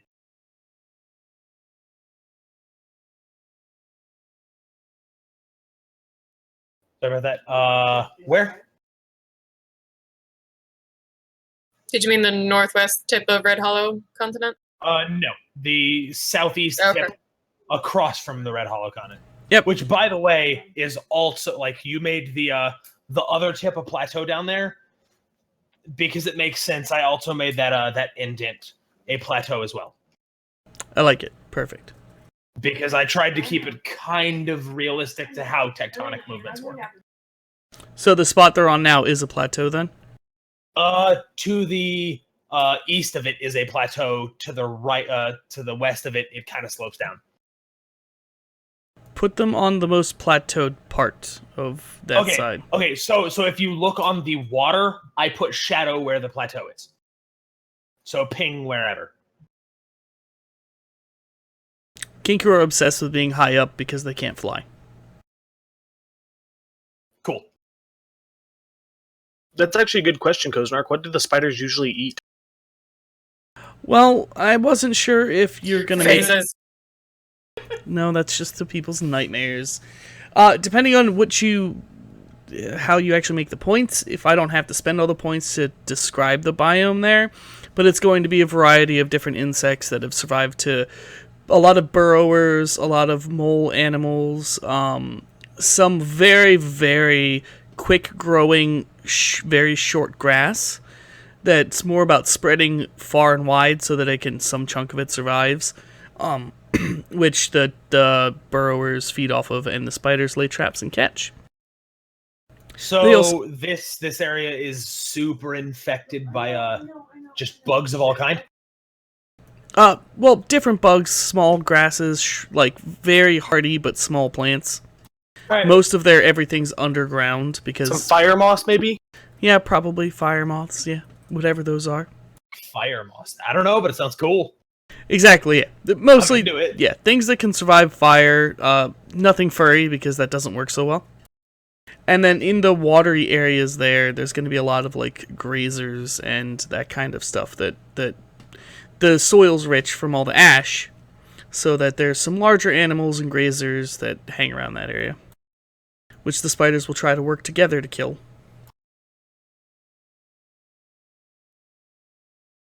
Like a pack of lions, except spiders. And with hands and intelligence. Yeah, so even scarier. So they're soggy spiders? Yeah. Imagine that, like, you're just sitting there and a spider maybe the size of like a dime jumps on you and it's just soggy. Oh no, they're not that small. Yeah, I know, but just... I'm not gonna let you get away with that thought. If it jumps on you, you're gonna know.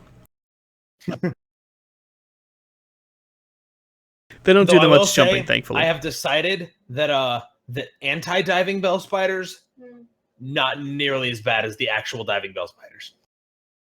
I would rather deal with anti-diving bell spiders.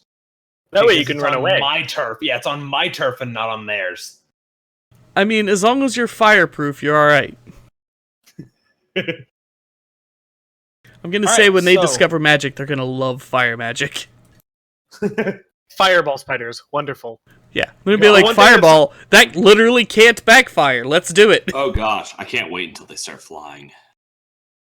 I will set you and your character on fire. I'll just re-roll as one of these spiders. Oh, I was talking to Art. What's that? Your mic was cutting out, Elvish. Dang, what was that? I said, well, they advance to the point of airships, and then they become an airborne spider race. I approve. Hot air balloons are perfect because they can lower themselves on their own webs. They don't even have to bring the hot air balloon down. Well, they can make silk balloons to capture the hot air, which are highly durable. If they were trading, would be silk. Or they're like those tiny spiders that use If you ever needed anything to gather all of the other races together. So wait, is that like an industry for these people? Is they like just go into a building and just like do whatever they do out a bunch of web? It's like I'm gonna go to the bathroom real quick. Okay, here's some web, guys. No, there's an art to it. You gotta learn. That's not how spider silk is. What? Okay. What if they traverse the air, basically like those tinier spiders that hang their webs behind them and drift in the wind? It actually makes sense too. Like, what does fire create? Updrafts, like a lot of them. That's the shitty minimum wage job of the spider people is just making silk. That's like if you can't do anything else, at least you can make silk. This is true. And like they're like the factory workers of. And it really wouldn't be worth a heck of a lot until they started trading with other races. So this would be like a secondary industry for them, and it would only really happen once other races produced a demand for it. I mean, it's still like if we're talking about real world spider silk, it's still a supremely useful material, regardless. It's very tense. It has a lot of tensile strength. Yeah. All right. Cool. So I believe that's who's that? That's Spira, I believe. Hey. Yeah. Okay. Let me see what we actually could use. Cities. I know. All of the cities. Yeah, all right. I I'm totally thought no, but I'm also like not looking say at like I'm actually looking at the races kind of and thinking like who even still needs like their own city or extras. The humans need more cities. There's a dwarf city that needs to be made. No, I was gonna say Yeah, the no, dwarves I actually got you. need a I'm city. tracking on that. All right, let me look on the map. I don't necessarily want Hallgrim to be the first city though of the dwarves. Fair enough.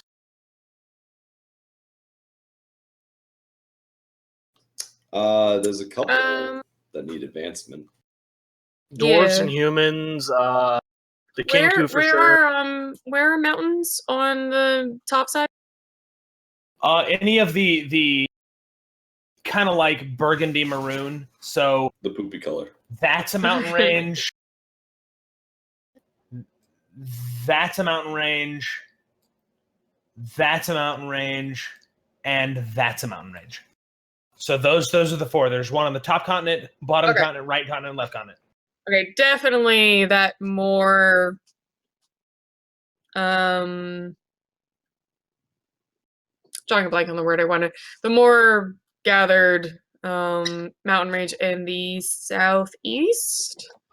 I definitely think that works better for dwarves to even like, come into being. Putting dwarves right into elves. I know, but the other mountain ranges are so small.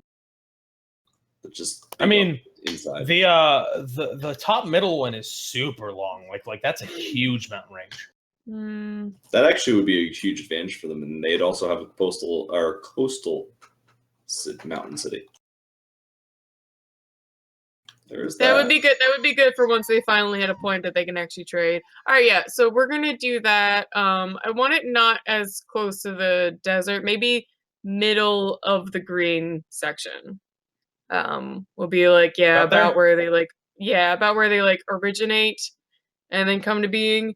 And I still need to come up with a name for my Hawaii city too. But I will work on a dwarf city name because I know dwarfin pretty okay. Oh wait, Gabe, you destroyed the city west of Red Hollow, didn't you? Yeah, they occupied it after clearing it out. Okay, so it is still a city. Okay, cool. Yeah. So I should mark over it. So is that command city points? That command race. And race. Okay, so that's With 4. same cost, so. I will try to look at the Excel sheet at this point to figure out things. Are humans still only at 2 advancement? They're about as Iron Age is where they are.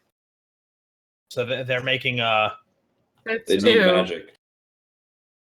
I mean, yeah, they do. They're Iron Age, but they're like they have quality record keeping. Yes. All right, but humans are very important, so we're definitely gonna do need one. them to start getting magic soon. I was gonna say I'm gonna do 1 regular advance and 1 magic, and that'll be all my points. Cool. So what's the regular advance? Like what do they develop? They go from iron to. Wait, no. They were at iron. So after that is steel. So that's gonna be heading kind of like Middle Ages style.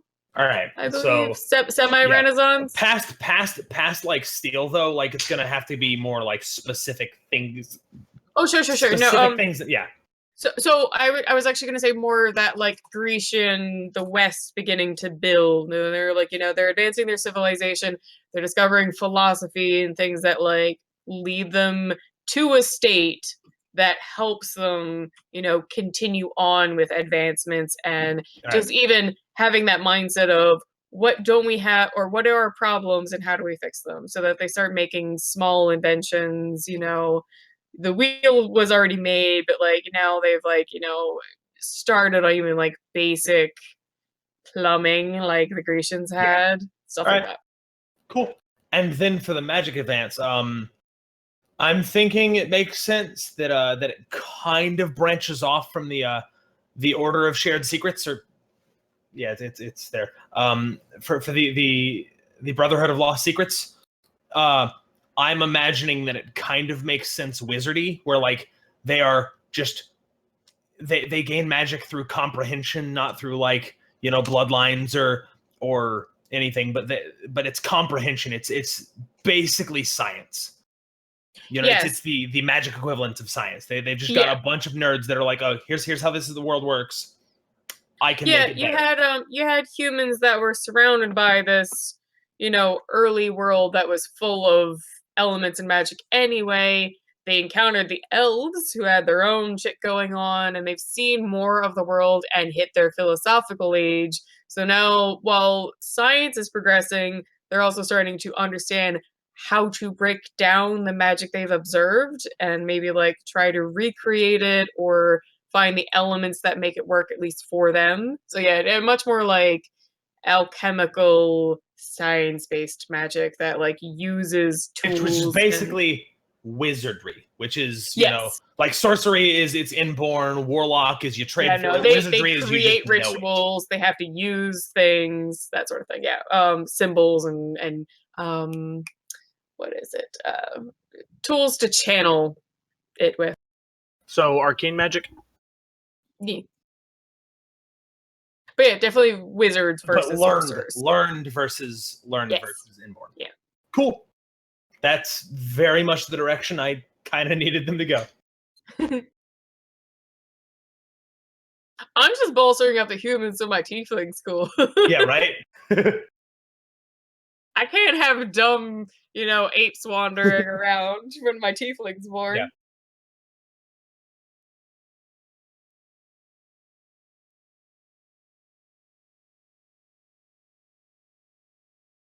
That's But it for yeah, me. just That makes me as a note mentioned in the comments, any standard flora and fauna are just assumed to be there. If one of the players or one of you guys mentions it, want a specific monster or specific creature to come into play, they can spend a house rule number of points to make that monster. But generally, anything that might show up in the D&D monsters manual is kind of assumed to have shown up at some point. So we're not wasting points on oh, I need to make cows, otherwise beef isn't a thing.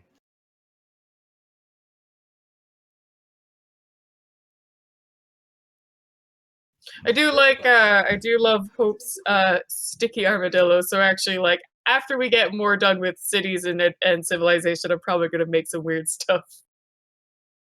Yeah. Oh no, I have a creature that lives in the very same desert that Hashtag it's gonna get weird. they're called Bipop, and it's great. So yeah, Did you say turn. bipops? Yep. Bipop. Yes.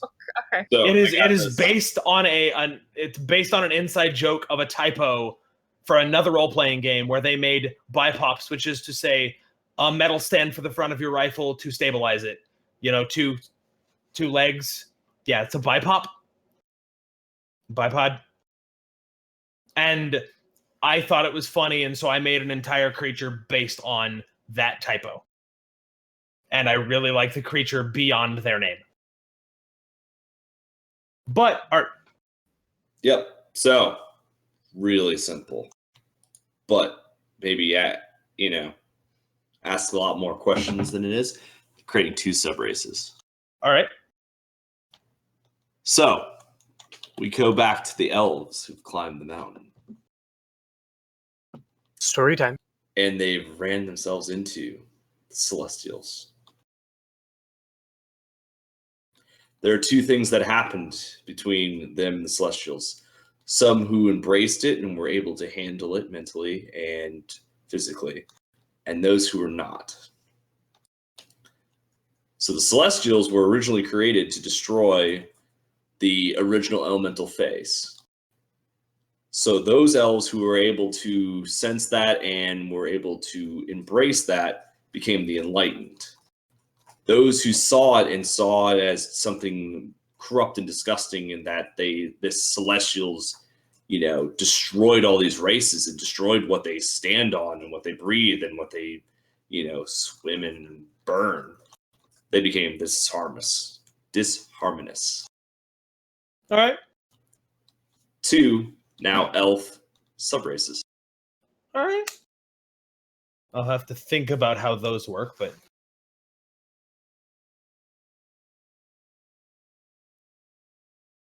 Don't worry, I'll make cities for them next turn. yeah. No, that's cool. No, there are a lot of mechanical things that I have to consider. My thought in my head was like anti-Fey paladins and then Fey positive paladins in its own way. Well, not paladins, but cultists almost. Celestials are angels. They're not Fey. Fey and Celestials are very different things. No. The enlightened are the celestial side that are like paladins, but like they don't sense evil, they sense Fey. They sense the elemental, like, living things, and they stop it and crush it, because that was their duties as the Celestials during the war. Then you got this Harmonious, which with the absolute, you know, was it when there's two factions, the dichotomy, dichotomy. They just went, that's wrong, and they became the opposite. They became defenders completely of the elements, because they're like, we're nature people. We're totally about the elements. This is fucked up. These guys are wrong. So the factions, those two people just became two separate races almost instantaneously. Cool. Story time. Is that your turn? That's it. Beautiful. Let's get rolling. I'm so sorry. I'm so tired. I have like no more thoughts in my brain. I mean, yeah, we can. Now's a good time to stop, I guess. Then, if that's what we're doing, or I don't know. Oh, y'all can keep going, but I'm probably gonna bounce, and I'm sorry to do that. It's kind of well, I mean, it is one of a stream. I'm really sorry. I literally cannot contribute anything else. Like, my brain is dead. No, I think what we'll do is we'll wrap here. We're definitely going to do another week, maybe one after that as well. If we, okay. Definitely doing one more week. We'll be back next Friday, continuing this world building session. We might play around with some of the stuff we've already made, finalize some details and things like that off screen, but we will be back to actually make more cities, make some more of this history, the legends, the gods, and all that fun stuff. I did want to say real quick, I decided the name of the dwarf city is going to be Nerdun, and it's going to be Nair means earth for them, and Dune is home. And then they call themselves the Ner which is earth people. Anyway, yeah, we're going to wrap it here for this additional world building session. Thank you to everybody who came out and watched us live on Twitch. Thank you to everybody who watches us regularly on YouTube. We really appreciate you guys coming out and hanging out with us, especially on Twitch. And especially with this session, all of the help on names and concepts and all that fun stuff. We're really excited to actually make this brand new, unique world that we get to play in, and you'll get to, you know, learn it with us. And yeah, it's pretty exciting. So, Zibani, if you had anything you wanted to wrap up with? Not particularly. I mean, it's just, you know, kind of what you said. Look forward to everything that is coming from this. All right, and down below here on Twitch, as well as in the description on YouTube, you can find our links for our Discord. Come join us and hang out and chat with us about tabletop gaming and everything else under the sun. There's the Twitter link, and if you're on Twitch, the YouTube link is down there.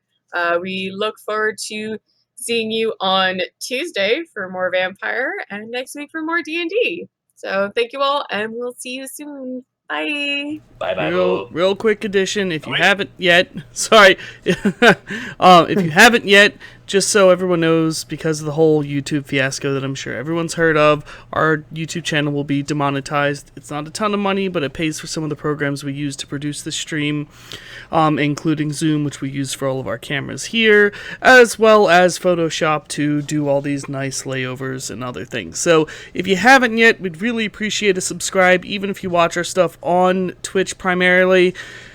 I doubt we're going to get there before we get demonetized, but to speed it up a little bit, we're 500 subscribers in and really not that much time. We got 500 to go. Our hours watched are awesome. Thank you, you awesome YouTube audience. But go ahead, subscribe on there if you can. That would really help us out. But otherwise, I will see you guys all later, and everyone have a nice night. Now, bye-bye. Thanks for joining us.